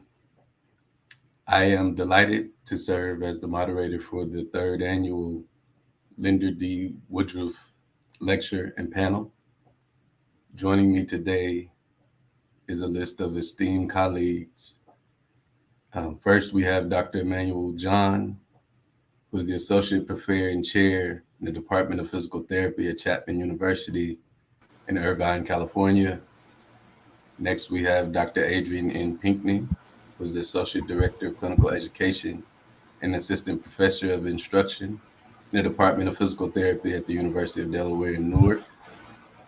And we have Dr. Tim Vidal, CEO of Momenta Sports Medicine in Washington, D.C. And we have our esteemed lecturer, Dr. Lisa VanHoose. So, good evening, everyone. Thank you all for being here tonight and giving me this honor. First question I'd like to ask is from Dr. VanHoose, who said, "How are you?" And Dr. John, we'll start with you. How are you? Are you exhibiting signs of DEI fatigue and or DEI emotional tiredness, that emotional burden? And what score would you give yourself for these conditions and why? I will say that, can you hear me well? I will say that I'm on the scale of 8 out of 10 for emotional fatigue, DI fatigue, um, because there is a propensity for us as a people, as a nation, to allow the passage of time to lower our intensity and to shift focus to other issues that we consider to be more important to us than some systemic issues that Dr. VanHoose talked about in our lecture.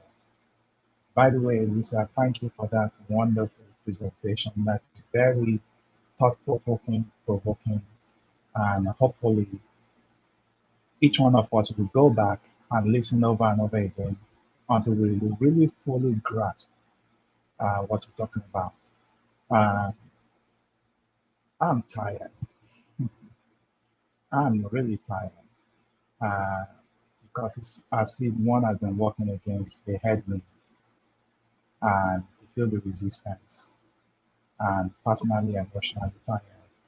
It is time for us to reinvigorate.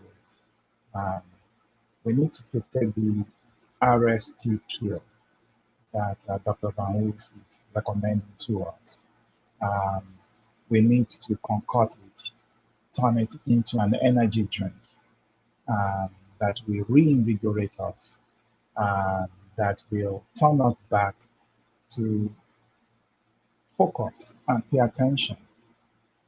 Like you mentioned, there's something about the skin that you and I that we happen to have the moment we show up in a place. The color of our skin changes the equation for many things. Let me give you a personal example. I try not to put my person into situation, but sometimes it's necessary for us to understand. When I began to speak vocally within the physical therapy community about issues affecting Black folks, Black physical therapists, Black physical therapy students, some of our colleagues said, well, Emmanuel, you are foreign trained. That means you're not even supposed to be in this country. And that's not because I'm foreign trained, it's because in addition to being foreign trained, I am Black. Because some of the things people say and do to me, they wouldn't do it to somebody who is trained in Europe, who is now in the US. They wouldn't do and say the same thing to somebody who is trained in Australia. But because when you add Blackness to several other factors, it changes the whole situation. So my simple answer to your question is, how am I feeling? I'm feeling tired. I need the RST pill and concussion just like anybody else. Thank you. Thank you. And I think Dr. VanHoose has started to pour a little bit back into the tank. So, Dr. Pinkney, I want to pose the same question to you. How are you? And are you exhibiting signs of DEI fatigue and or DEI emotional tiredness and that emotional burden? And what score would you give yourself for these conditions and why? First of all, I am honored to be here with you all, and thank you, Dr. VanHoose, for a wonderful talk and some very thought-provoking sentiments, which I think will hopefully be very beneficial. But I definitely have DEI emotional fatigue, and I've been reflecting on that. And I think it's because, of course, my lived experience as a Black woman in this country, but then being somewhat encouraged and hopeful by the immediate knee-jerk response of many of our majority peers who have become allies and accomplices. And then those who maybe want to, but kind of didn't really know where to start. And now things have kind of settled down and quite frankly fallen apart or become kind of disheveled to some extent. And so I think that letdown has really increased my DEI emotional fatigue. And so I would probably give myself a rating like 8.5, somewhere between an 8 and a 9. So I see that the initial response was there, but I think the fatigue is growing because the galvanization is starting to decrease again. Thank you, Dr. Pinckney. Dr. Vidal, pose the same question to you. Yes, thank you. And I want to just state that I'm really honored to be on this panel. Lisa, you did a great job. That was an outstanding talk.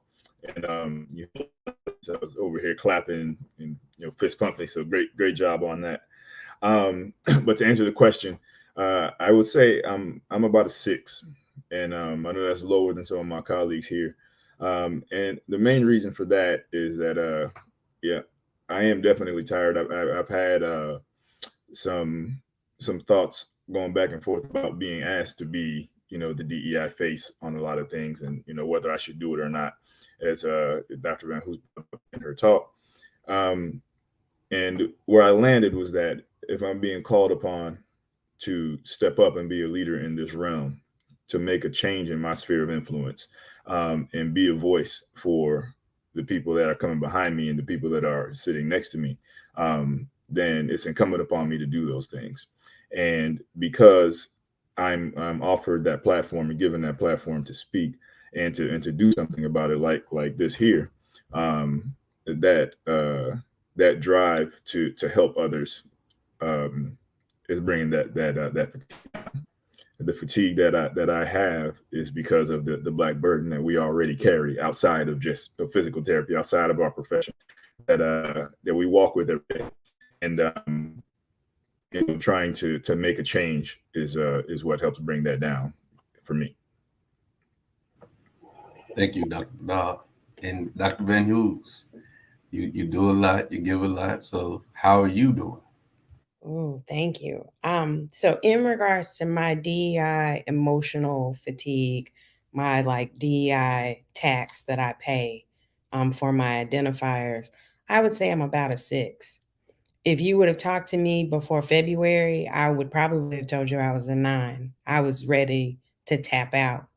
But being intimately partnered with a community is what is refreshing me and filling me. So I am so thankful for the community of Monroe and for our partners here at the Ujima Center, because that is what has lowered my DEI emotional burden. It has renewed me in this game. In regards to DEI fatigue, resistance, I will tell y'all, when I think about the profession and engaging with the profession in this work, I do have some resistance towards it. I would say I'm probably about a 3 or 4. Some days I might even be as high as a 5, because now I feel like there's a risk to my own mental and physical health associated with still collaborating and trying to be hopeful, even though I want to be. So I see myself dealing with both of these conditions, and the numbers fluctuate. But I'm very, very thankful for the community here and how they have been able to refresh me. Thank you so much. And kind of along that vein, I think you hit on something. Being DEI practitioners of color, and being Black DEI practitioners, how do you practice self-care? And Dr. Vidal, I'll start with you on that. Yeah, thank you. That's a very big thing for me, just because we just outside of what we're addressing here, just the burdens of life and just the stresses of life. Running a company or taking care of your family, going to work every day. So what I try to do is one day a month to just have a recovery day, where like I'll get a workout in, I'll try to get a massage, I'll go for a run, try to do everything except work and worry about the things that I have going on, and just sit and have some quiet time sometimes. And for me, that tends to help.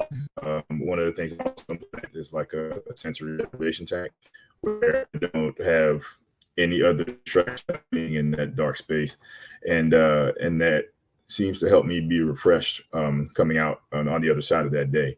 And that's just something I personally do. I don't know that, you know, everybody that's their sense of a recovery type of but that goes a long way for me.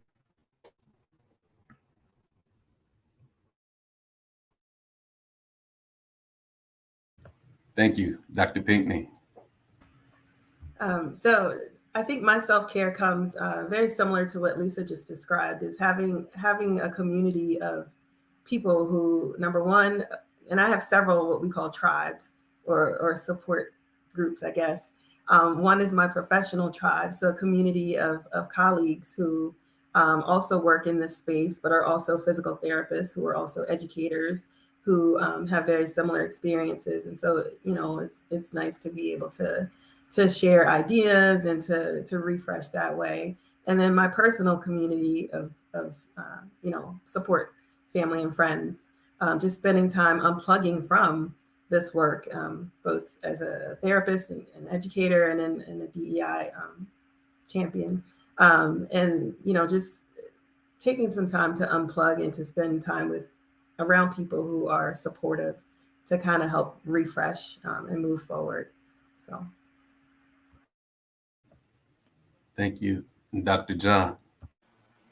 Yes, I'm fortunate that because I also have a pastoral calling, it forces me to have my daily moment with the Lord, as Scripture mentions somewhere in the Holy Book, that times of refreshing comes when you stand in the presence of the Lord. Daily devotion and holding on to hope. We teach people we are people of faith, but your faith dies when there is no hope. Hope is you are still beginning, you are still believing that it will be better, despite all the resistance, despite all the challenges, despite all the burden that comes upon us. We are still hoping. Dr. Martin Luther King Jr. said, I have a dream. When you keep that dream alive, it keeps you waiting for the next day, even when you lose trust, like Dr. VanHoose was saying in a lecture. You go look for the hope somewhere else again so that you can trust somebody else. Then, like everybody said, you have your community. You go back to your community and you fire up yourselves. Rather than retire, you refire. That's what keeps us going on. Well, I would say amen to that and amen again. Dr. VanHoose, you diagnosed us as a profession with intercultural developmental disability, be it transient or permanent. So again, to you, I will ask, what resistance particularly do you see in the profession to these DEI efforts? And I know you named some. And why do you think we are resistant?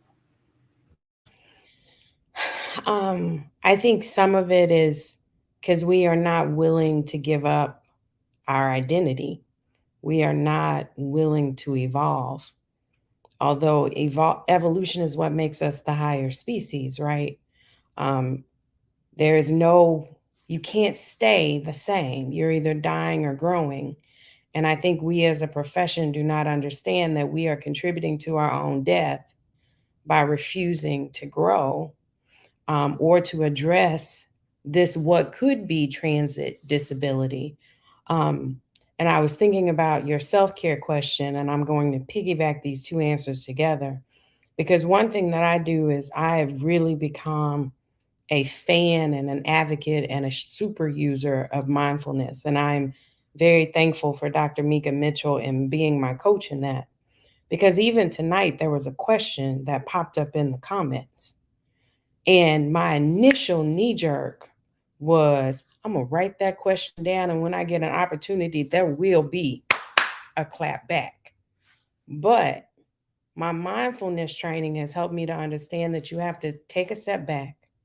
You have to breathe and then have beginner's eye. And so as I looked at that question again from that person, I was like, that person does not realize the tone in the question. But the question was a great question. It was the way in which it was delivered, right? So those of you, before Bill Cosby was who he was today, he would talk about how you offer things up on a garbage can lid, where it's a great thing, but you offered it up in a crappy way. And then it impacted the delivery or the impact of that.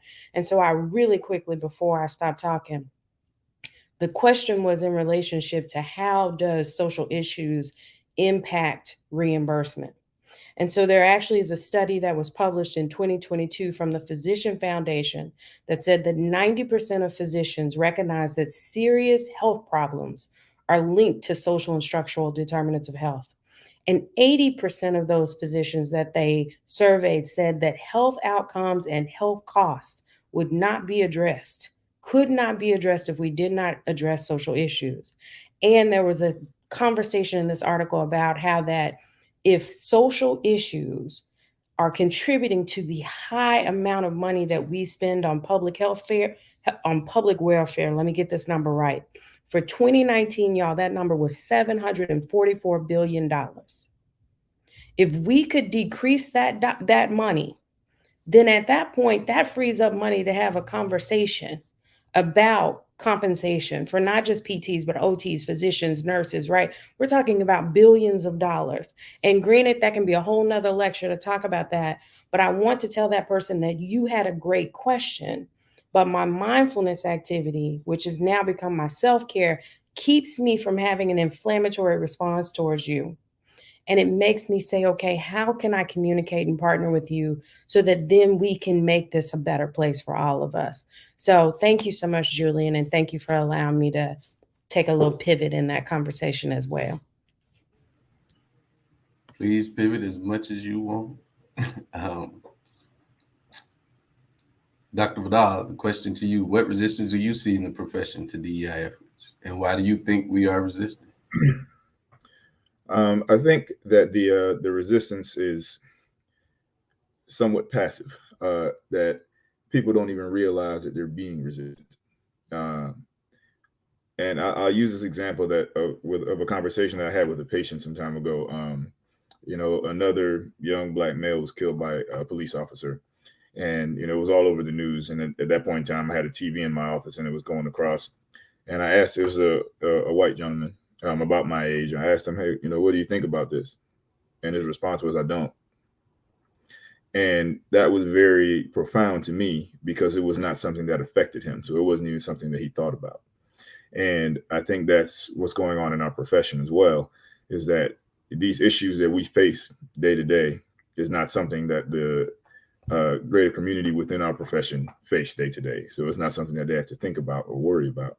And until we bring these issues up to them and say, hey, this is something that's going on, this is something that's happening, that it's not even something that they think about. So it's not addressed and it's just resisted. Hey, this is how we've done things and how we continue to do things until we take it upon ourselves to make that push. So that's why I say it's passive, but it's very present.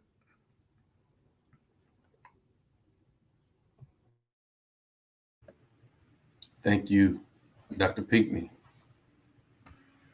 I actually think that a lot of the resistance has to do with not wanting to face the awful, ugly truth about the history of this nation, quite frankly. I think that's where we hit the roadblock, even with people being motivated in 2020 after watching the atrocity with George Floyd and wanting to make a change, but then still not wanting to really face the history of this country. And we as physical therapists really emphasize taking a good history before we do anything else. But yet, when it comes to this, we refuse to face the history that has led to these structural issues in this country that are now affecting us and trickling down to our profession, in all the health professions and in societal health ultimately. So I think a big part of the resistance is not whether it's passive or active, not putting in the time or the work to really dive deep into the history of this country. And I'm not talking about the history that most of us learned in K through 12, because that just doesn't get it done. And as we see now, there's an erosion of even that history lesson that's happening in many of our states. And so until we start there, I think that we're going to have a really hard time moving forward. And, you know, we love to quote our supposedly, well, our founding fathers of this country. And so I'm going to hold our founding father, at least one of them, to the fire. Thomas Jefferson, as part of a founder of this country, said, if we don't know our history, and of course, the we back then was the majority population, but even then, he warned the majority population that if their youth did not learn the history that happened, that led up to the development of this country, then this country would be lost. And yet here we are, we pick and choose what we want to, you know, listen to, even from our majority background founding fathers. But that principle still applies today. And I think that before any of us can really move forward, any of our allies can really embody allyship and accompliceship, like, you need to understand the history of this nation, the history of slavery, the history of intersectionality with, you know, Black and brown people who also were of LGBTQ plus experiences as well, even back from the beginning of this nation. And so, you know, I think that is, I feel like I've been standing on the top of a mountain screaming, but no sound is coming out. That's really been my experience, I feel like. And so that's where I feel like, you know, the history of this nation is really where all of us need to really take a deep dive before we can even decide where to start and where to go from there. And it's no different. We do it with our patients. We emphasize it for the next generation of PTs that come forward. So then we need to walk the walk the way we talk the talk to our younger generation. Well said. Thank you. Dr. John? Yes, I will add to that. I think DI is costly, and folks are not willing to pay the price. And folks are okay with paying some price in the short term, but if the price out of the long-term payment is very difficult. Somebody said, when the cost of growth becomes too costly, then you stop growing. So that was John Maxwell, the leadership guru, that said that for you to develop yourself and grow as an organization, as individuals, when the cost is too much, then you start growing. So let me take a very practical example. I represent the academic community. I say that we are the gateway to the profession. So because as DPT programs, we are the ones that recruit students and we graduate physical therapists. So if we are not doing a good job on the front end, then the APTA and the profession will have to find a way to do something to change what we did not do well. But why is it costly for academic programs to invest and really practically engage and implement DI initiatives? One, if you are trying to recruit students from diverse backgrounds, minority students, Black students, like Dr. VanHoose alluded in our lecture, these students, they are coming from disadvantaged backgrounds. And we in the graduate school are expected to fix the lack of preparation or the inadequate preparation that they receive in high school, middle school, undergrad. We're supposed to fix that in grad school if we can get them through the door. But if you are a DPT program that is committed to DEI issues and you want to recruit students with disadvantaged backgrounds, CAPT is going to hold you accountable to your graduate outcomes, your attrition rate, your board pass rate, And if that affects your program, that is a cost that many folks are unwilling to pay. And so if it's going to make your 100% board pass rate, first time board pass rate to become 80% first time board pass rate, that becomes a very costly proposition to many DPT programs, to many institutions. So we need to come to terms with the fact that, yes, if you want to really tackle DEI issues on the front end through the academic programs, it may momentarily affect um, our outcomes, but it doesn't have to if we do our homework well.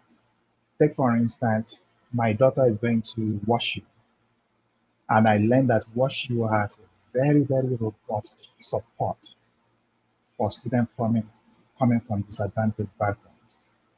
They fund and fully pay, especially for students that are going to the STEM professions and disciplines. They have a summer boot camp that is fully paid for by maybe endowments or gifts or wherever they found the funds. Fully 100%, they pay for the transportation too. They pay for their feeding, they pay for the maybe 4, 5, 6 weeks of that boot camp to prepare them in the summer before they start their study in the fall. That's a lot of cost. How many institutions are willing to pay the price? So we feel this resistance when the cost is too high. Thank you. And you touched on a point saying that the ramifications of not passing the boards on the first time and things like that. And I believe, Dr. VanHoose, I was on the talk with you that said, where you said, yes, if a person doesn't pass the first time, ultimately they end up passing and practicing. So what is it that we value as the profession the most is what I would say.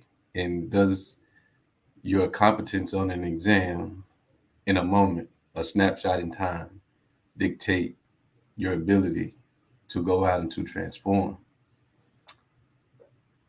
Along the lines of Dr. VanHoose and both Dr. Vidal, Dr. VanHoose, in your lecture, you stated that the data shows that 80% of our patients we know are influenced by social and structural determinants of health. So there is, we know that if you're teaching it. But the other thing that I would venture is that the most profitable businesses are the ones who are the most diverse. They outperform their other businesses. So if we take these two things and we marry them together, why is it that we still seem to be fighting against moving our profession, our institutions, our clinics forward if the numbers bear out the value of investing in diversity from a financial standpoint? And Dr. Vidal, as a business owner, I'll give you that question first. I was hoping you would. So I'll lead with this. Leadership places funding where they see value. All right. And if the leadership of our profession or of any profession don't see value in the DEI efforts, increasing the numbers of Black people in our profession, increasing the numbers of brown people or Asian people in our profession, they're not going to put funding behind those initiatives. All right. And I think that, going to Dr. John's point, if we don't do a good job on the front end by putting funding there and putting programs there and putting mentorship there, then we're left with what we have now, where we don't even allow students in the door because a myriad of reasons that we don't I don't have to list out. But for many of us, and I can speak from my own experience, we start way behind the starting line. So by the time we get to PT school, we're talking about fatigue here, we're well beat up and hoping that we get in. So we need that support, and we need those programs. We need that mentorship. We need that help. And that comes from funding, that comes from leadership seeing value in the people that look like us, and the people, like you said, that a momentary snapshot of how they do on an exam, doesn't dictate how much of a changer they're going to be, how much impact they can have on somebody's life or in a profession. And I'll again use myself as that example. Like, I didn't pass my boards the first time, but here I am in front of you, like on this platform, being able to help give this talk, and if it wasn't for, me receiving some help, who knows how that might have gone. So it's very important that the leadership takes a really hard look at this and putting funding not only into scholarships, but into programs that really help students and help potential students and get into the programs and do well while they're in the programs, so that on the other side, when they join us and become our colleagues, that they're well equipped to continue this work, and it really changes the landscape and the look of our workforce. Thank you. And I'll just echo, I didn't pass my board exam on the first time, but I had Lynda D. Woodruff and the likes to continue to support me. Dr. VanHoose also has a business owner. Your thoughts? So I'm going to throw it out there too. So we 3 for 3. I didn't pass my boards on the first time either. Missed it by one question, but it worked out all right, like it does for most students, right? So we're doubling down. We're creating these really stringent policies about a very small group of students. And that makes me wonder why. And so to answer the question, I think one of it is that those benefits that we see in regards to diverse workplaces, those benefits occur if there is inclusive work environment. If these environments trust, they accept the diversity, they adapt to the diversity within their workplace. What we see from the literature is that when we have environments that do not trust that diversity, don't value it, they actually don't get those benefits. And in the PT world, if we're going to be honest, we don't trust it. I mean, most of us have sat in faculty meetings, we've sat in clinical meetings where we hear the tone in which we talk about students from Black and Brown communities. We hear the tones in which we talk about patients from Black and Brown communities. So there's no acceptance, no adaptation to that. We still talk about them in a very deficit-based model. The second thing why I think that we have to address is, I love the fact that Dr. John talked about costs. Because right now, the payment that institutions have to make is if they decide to be socially conscious and do this work. But the rest of the payment is on the backs of students. It's on the backs of faculty members. But it's really not until an institution decides that they're going to be socially conscious that they have to put extra money into the game. So when we look at these attrition rates, it is Black and Brown students that are paying this extra cost to take an extra class or to restart in a program. Programs there's no skin in the game for them. They dismiss a student, they ain't got to pay back nothing. They got their check, they like, see ya. When you gonna come back and pay me again? I mean, it is the ultimate form of pimping, if we're gonna talk about it on those terms. The third thing that I think about is, someone was talking about CAPTI. That is that social fatigue. That is that structural resistance we've built into a system that, even though, and I've sat in these CAPTI town hall meetings and they're like, no, y'all, we want excellence, we want innovation, we want creativity. But somewhere in writing, CAPTI is going to have to put that down, because the unhidden curriculum, the unhidden training that we're getting from CAPTI is that you will be penalized if your numbers aren't right. And that scares people. It scares educational programs from trying innovative things. It scares them from being socially conscious. It scares clinic owners, because you like, well, if I have a student who maybe, performs differently and productivity is going to take a little time, it's going to take them a little longer to get to the productivity levels up, that's too much risk for me. Somebody's going to have to accept this risk with us if we're going to change those numbers. And then the last thing I want to talk about is some of it that people need the data. And that's why it's so important for us to get this data out here in public spaces so we can talk about the data and we can compare the data. Because one thing my mom always told me about people of lighter skin color, she was like, a fish that is in water has no clue that there is water. She was like, until that fish learns that there's land and there is something to compare it to, they have no clue. And so that data will allow us to compare it and allow for some of those who don't even know what the issues are, they don't even know there's water, to really be able to fully engage in this conversation. So those are some of the things I think gotta happen. Thank you. There was a question in the comments on wanting to speak more to the business value of doing DEI work. And the comment was that there's passion for the work, but the funding is not there. So how do we get that funding into the system? Anyone want to take that? So I'll jump in real quick, and I will say that if we follow our traditional funding mechanisms, yes, it may look like it is not there. But what we are finding even here at the Ujima Center is that our private insurance companies are very interested in innovative models of care.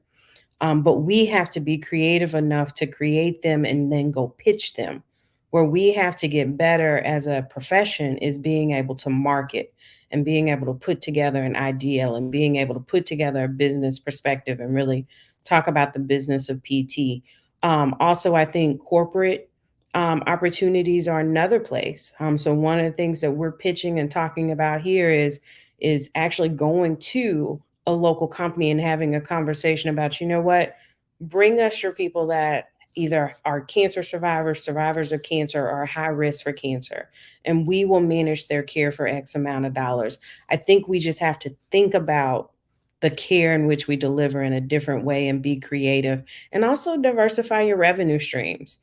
So here at the Ujima Center, yes, we bring in a certain amount of money from rehab and wellness, but we've also got money coming in from other industries as well. So that way, once again, as my mama told me, so that all my eggs ain't in one basket as well.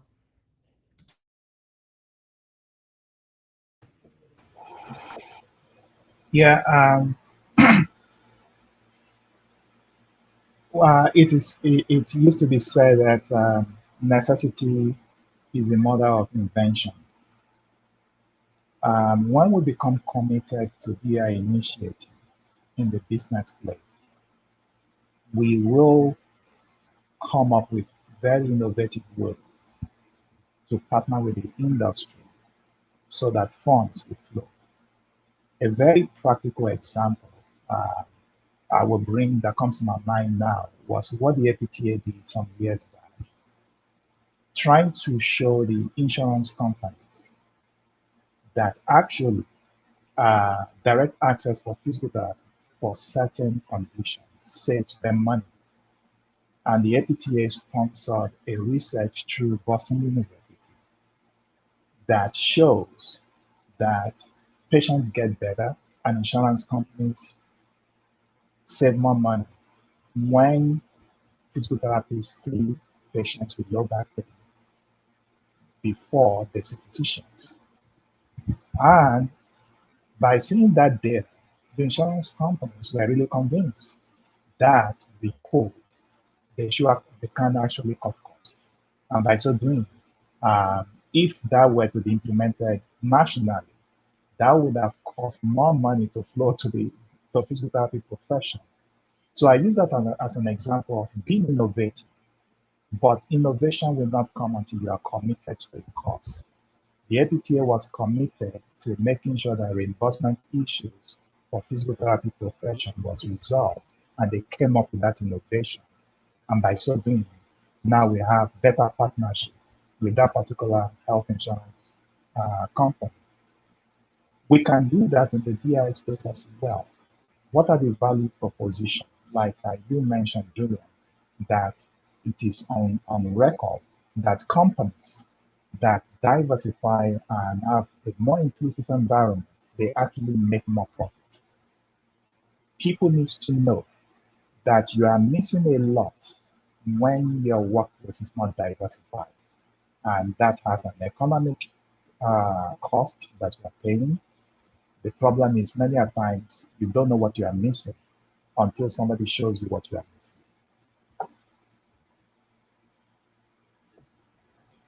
Yeah, I think Dr. John, you raised some really good points. And I want to piggyback on something that Dr. VanHoose touched on in her talk about checklists. They have a lot of companies out here that they will use, all right, we have a DEI initiative, checkbox activities to say and look like we care about DEI.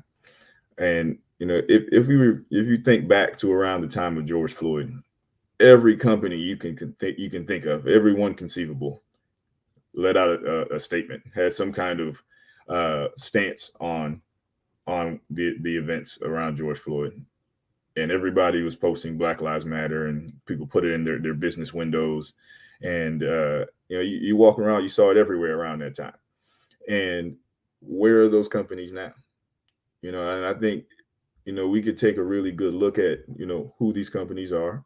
Are these places that our profession can partner with? Are these companies entities that can help us further our mission? And they can start to donate dollars. Put your money where your mouth is. Do Black lives really matter? Do you really care about these issues? Or was this statement just to look good? Was this just to check the box of, hey, we care about Black people, we care about DEI? So I think really looking at some of those is a great place to start to derive some funding, because a lot of people want to talk the talk. All right, walk that walk with us. Put your money up and put some funding behind some of these programs that we need. And I think that's one area in conjunction to what Dr. VanHoose and what Dr. John brought up. And I think there's a big opportunity for us to raise funds that way. Yeah, I want to jump in there real quick, because I think, Tim, you're spot on that because of the fragmented effort, right? Fragmentation as a business owner, if I'm trying to chase 500 different things, that costs me a lot of money. So that hedgehog concept of figuring out what is going to be the priority for right now and doing that really well, that's always going to be more cost effective. And so I think businesses have to be willing to, in their strategic plan, talk about, okay, we've done the data analysis. This is what we're prioritizing and why. They're going to have to own the consequences of that decision, but then also articulate that we know there are these other issues, but we are going to get to them at this time point and this time point and this time point. But this kind of gunshots, really fragmented approach that we're taking in many of our businesses and professional organizations, it's costing us money, it's burning people out, and it's creating resistance to the work, because we're not moving the needle. And we're just creating problems, which is going to cost even more money. So I think Tim is right on. And Kristen, that's a great question that you put in the chat. Thank you. Switching back to the lecture, which domain of fatigue places us at the greatest risk of being deemed untrustworthy by our peers, within and beyond the organization and the public? Is it the physical, psychological, social, or spiritual? And please explain your selection. Dr. Pinckney, I'll throw it over to you. I'm so glad you started with me. Because I think, we can't even get to the psychological, because that, to me, in my mind, is a long-term concept. But whether it's physical, social, or spiritual, those are to me the most immediate aspects that I have not seen us as a society or as a profession get through any of those to even start to wrap our heads around the psychological, the being able to commit long-term. But from what I've seen in my personal journey, I would say definitely physical and social. Unfortunately, well, not unfortunately, but I work in higher education, and what I've learned in my time in higher education is, out of all the organizations that I've navigated in my professional career, higher institutions of higher education are the most notorious for being so wedded to hierarchy, regardless of institution. And my mother is a retired nursing professor, and her complaints were the same for the years that I was growing up. And so it's, it has not changed since the inception of higher education in this country. And so, trying to navigate hierarchy really makes getting through the social aspect of DEI work really difficult. And I think that's tied very closely to the physical, because a lot of times the hierarchical structures limit the resources that they're willing to dedicate to the work. And again, because of that, it can really cascade into the spiritual. If the spiritual wasn't already broken before, it becomes broken because the social and the physical really start to beat it down. And so we can't even wrap our heads around the psychological, around the long-term commitment, because we can't even get there. So I don't know that I really can pick one. I think that they all affect each other. Thank you. We can take multiple answers on this test. So go right ahead. Dr. John. Yes. I would say spiritual first, the heart. Maybe I'm talking from my perspective as an ordained pastor. Everything starts and ends with the heart. Every action, social, physical, is exactly what's in your heart. What you say, what you do, is a function of your heart. So the spiritual is so important. That means as a profession, we should have a heart to say, let's fix this. We want to improve the health of society, but our society is broken in some areas. Are we committed to fixing what is broken, at least from the perspective of our profession, and begin to make amends? It is what is in our heart that will make us to have a staying power when it becomes more expensive and more costly to continue to carry out DI work. If we are committed to it in our heart, it will not deter us from continuing and moving forward. Even when we are tired and we have resistance, but because we are committed to the cause, we stay the course. And let me say that DEI work or RST work is not a sprint, it's a marathon. Many folks sprinted across the finish line, their own finish line, not the real world finish line for DEI work. And they were so tired. It's a marathon. We have to have that stamina. And what gives us that stamina is where our heart is. If we are really committed to this, we will find a way to fix the physical problems. We will find a way to resolve the social issues. And we will find a way to look at the physiological factors.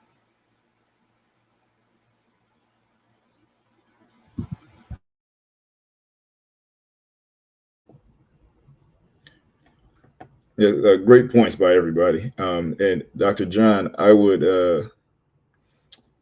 further point, I would argue that a marathon is a sprint. So nobody's ever won a marathon running slow. And I use that analogy to say that, we run hard with the work that we're doing now, but like you said, we also have to have that stamina to continue to push this. So we need to run hard and long because a marathon is a sprint, and there's a lot of work to be done, and we have to keep pounding hard now and hard in the middle and hard at the end. So to answer the question, because I know that didn't answer the question at all, I think both psychological and physical puts at the most for fatigue because there's just so much, like I mentioned, to deal with and to address with DEI work. And where do we begin?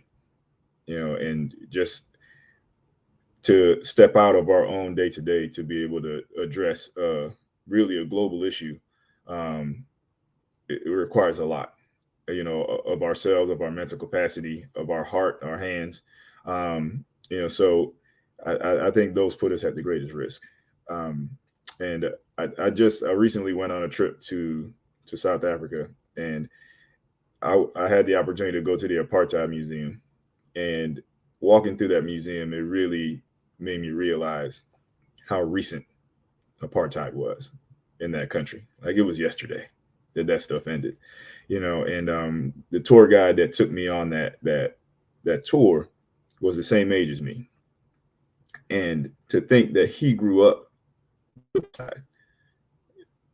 was just mind blowing to me, in that his perspective on the world was still very much skewed by being oppressed in his face every day, even though that isn't the world that he's living in now. And I use that example to tie it back to my marathon analogy, in that it wasn't that long ago that they were there, and it wasn't that long ago that we weren't allowed to be here. And we have to continue to run hard and run long and do this work, despite the fatigue. And when it's our time, we hand that baton off to the people that we have invested in to become the future leaders of this profession, because we were able to then tie up and raise that DEI funding to put those programs in place. So fatigue is going to happen. And that's what this whole talk is about. But if we don't do the work, it won't get done. So we got to do what we got to do. To borrow from a term that we might use with our patients who get fatigued early on because we're early in this race. Well, maybe we're deconditioned. We're not ready, and we need some more practice, and we need to keep going, and we need to keep going. And if we would call it out to our patient, whoever they may be, and not think about all the things that they have going on, maybe that's what Dr. VanHoose was trying to tell us, that 2 to 3 years, 2 to 3 miles along the way on the marathon, and we already want to give it up. So I'm sorry, but Dr. VanHoose is. I'm here for it, doctors, and I'm rocking because I'm having to remind myself to stay in my seat, because I wanted to stand up and be like, y'all gone. Because for those of you who understand this saying, the doors of the church like open, like Dr. Adrian opened it up, and then Dr. Johns was like, bam. And then Dr. Vidal, the concept that you are in this interval, right? That's a marathon, is just these intervals of sprints, because my friends that run multiple marathons, it ain't me, y'all, talk about how that, you have these intervals of where you pace your speed and you change your speed, but you're still going towards something. And then Dr. Julian, for you to talk about the fact that it is an issue of deconditioning for us. It's an issue of conditioning for some of us. And some of that is because you've never had to be in a marathon, because the world has always handed you a race. You just didn't even understand that you was handed a race. But for me, I go back and forth because I'm a strong believer in mental models. And I know that mental models are what dictates behaviors and attitudes and practices. But unfortunately, I can't make someone change their mental model.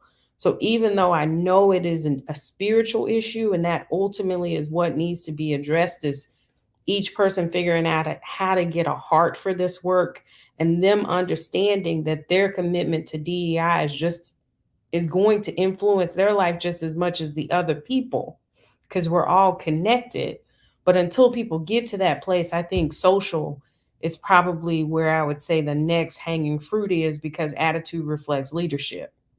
And so we need leaders that are going to value this work, leaders that understand this work, because ultimately they hold the purse strings, they hold the culture and climate of these workplaces. And so we need leaders that are well versed, because I think there are a lot of people in what I'm going to call the lower ranks of our profession, right? Our assistant professors, our staff therapists, our students, that know what needs to be done. But until leaders trust and allow people to do that work and give them the resources that need, I think that's who's causing the oppression and slowing down our progress as a professional organization and as a professional society.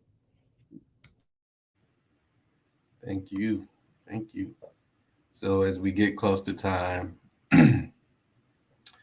start to wrap up. You can only select one thing for this question. Highlight the take-home message that you want people not to miss from this year's Lynda D. Woodruff lecture on diversity, equity, inclusion in physical therapy, aka RST in physical therapy, by Dr. Lisa VanHoose. Dr. Pinckney, I will turn it over to you first. Look in the mirror and decide whether you really want to do this or not, and own it. Like if it's really not for you, if you're really not on board, just own it. Let's not waste any of each other's time. If you're wanting to do it and you're owning that you want to do this and be committed to it, then you got to learn your history. And Black history is also everyone's history. Our LGBTQ intersectionality is also part of our history.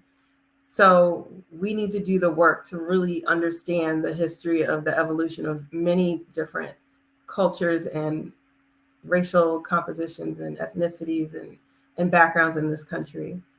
And then the data, like we've talked about, but the data has to be held accountable, because there's some data that our own national organization has posted that is really not accountable. So I think that's, look in the mirror, learn your history, and really seek out accountable data to inform how we move forward. Dr. John? Yeah, I want to thank the PTLI for this opportunity and for Lisa for this wonderful talk, and all the panelists for your contribution. I would say that different organization and components within our profession and the APTA, we all have our job, our work cut out for us. CAPTI has its work cut out for it. DPT programs, we are the gateway into our profession. We have our works cut out for us. All the various components of the APTA will have our works cut out for us. I will encourage each and every one of our component segments, divisions within the profession. Let us roll up our sleeves and let us work hard at this. Let us not give up. We have learned tonight that it's a marathon and a sprint in between combination of it. I agree with that analogy. Let us keep the fire burning. Don't let us give up. Let us overcome this resistance. Let us overcome this fatigue, and let us bring it home and bring it home. And lastly, part of inclusion could be that Lynda Woodruff spent 7 decades here on Earth, and for about 40 of those, she was advocating and developing physical therapy. Maybe it is time for the APTA to make an exception and recognize Lynda with the posthumous Worthingham Fellow of the APTA, because the work she did while she was alive, for whatever reason, she wasn't honored with that fellowship. Maybe it's time for us to really honor her posthumously. I'm just saying, maybe we can gather some signatures to make that happen. Thank you. Dr. Badal? Yeah, thank you. Dr. John, could you say that again for the people in the back? But I think to answer the question, the take-home points for this, I want to tie back in again to a point that Lisa made. The DEI work for a lot of places have become, and especially even within APTA, has become is a checklist and not a connection. And we have to have the heart for this stuff. And in anything we do, we got to have heart. If you get into PT school, you got to have heart to graduate. If you are raising a kid, you have to not want to leave that kid alone because they drove you crazy. And in making connections with what it is, with the work that we're trying to do, and the end goal that we're trying to accomplish, is going to keep our why pushing these initiatives, instead of us checking the box of like, all right, we got more Black people, we got 3 this year instead of 1 last year. That's checking the box. How are we going to support those people? What are we doing to make sure that number continues to grow? And establishing that connection between the APTA, between the profession, between the various other organizations that we have, and the people that we're trying to help, is what's really going to make that why work and make the goals that we're trying to achieve possible. I think that's the biggest take home that I heard tonight, was in really establishing that connection. So thank you, Lisa, for a job well done tonight. Thank you. Dr. VanHoose. I'm trying to get myself together, y'all. So first of all, I want to say thank you so much to all the co-sponsors of tonight's lectureship. Lynda knows that I thank her. I actually keep a picture of her in my office. And sometimes I look and have a full conversation with her. And sometimes she talks back. Yeah, I said that out loud. But Lynda will always be present. What I would love for people to remember is that DEI fatigue is about resistance. And right now, the literature suggests that resistance primarily is coming from those of dominant cultures. But I also see DEI fatigue starting to increase among us that represent marginalized, minoritized, historically excluded communities. And so what I want you to hear from that is that resistance, at least for me, and my opinion of it, is because you are wasting our time and our trust. And why I say that is because you're not valuing our representation, be it our singular identifiers, the intersectionality of that Dr. Adrian continues to remind us about, but you're not recognizing who we are and what we represent and the assets that we bring to the table. Also, you're not listening. Right. So part of the reason it was very intentional for me to go back through the lectures of Hicks and Porteed, because they gave you a whole playbook, but we're not listening. We're not actualizing. We're not doing the work. And that's where I start to go, okay, are you wasting our time? Right. Time is my one non-renewable resource.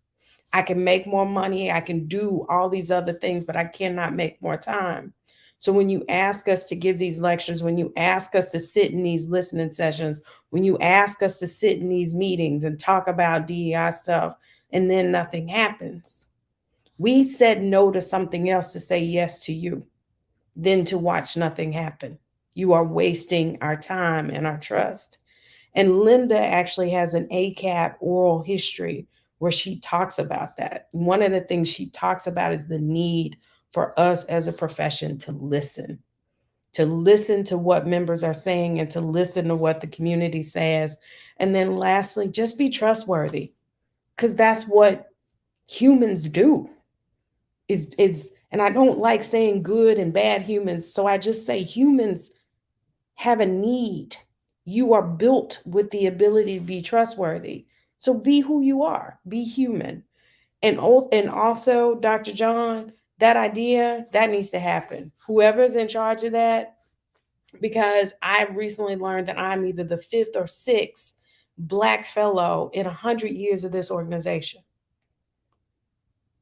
Do the reparations and recognize some of our Black and brown leaders that have passed on because of the structural and systemic factors that kept them from being recognized during their time here. That's a low-hanging fruit. Y'all can make that happen. Next year, I expect for that to happen. So yeah, thank you, Dr. Julian. Thank you all the doctors. Y'all inspired me. This was so good. Thank you. Thank you all, Dr. John, Dr. Pinkney, Dr. Vidal, and Dr. VanHoose. As always, remember the words, review this lecture, put it in your classrooms, put it everywhere. Thank you for this time. Hope you have a great evening. Good night.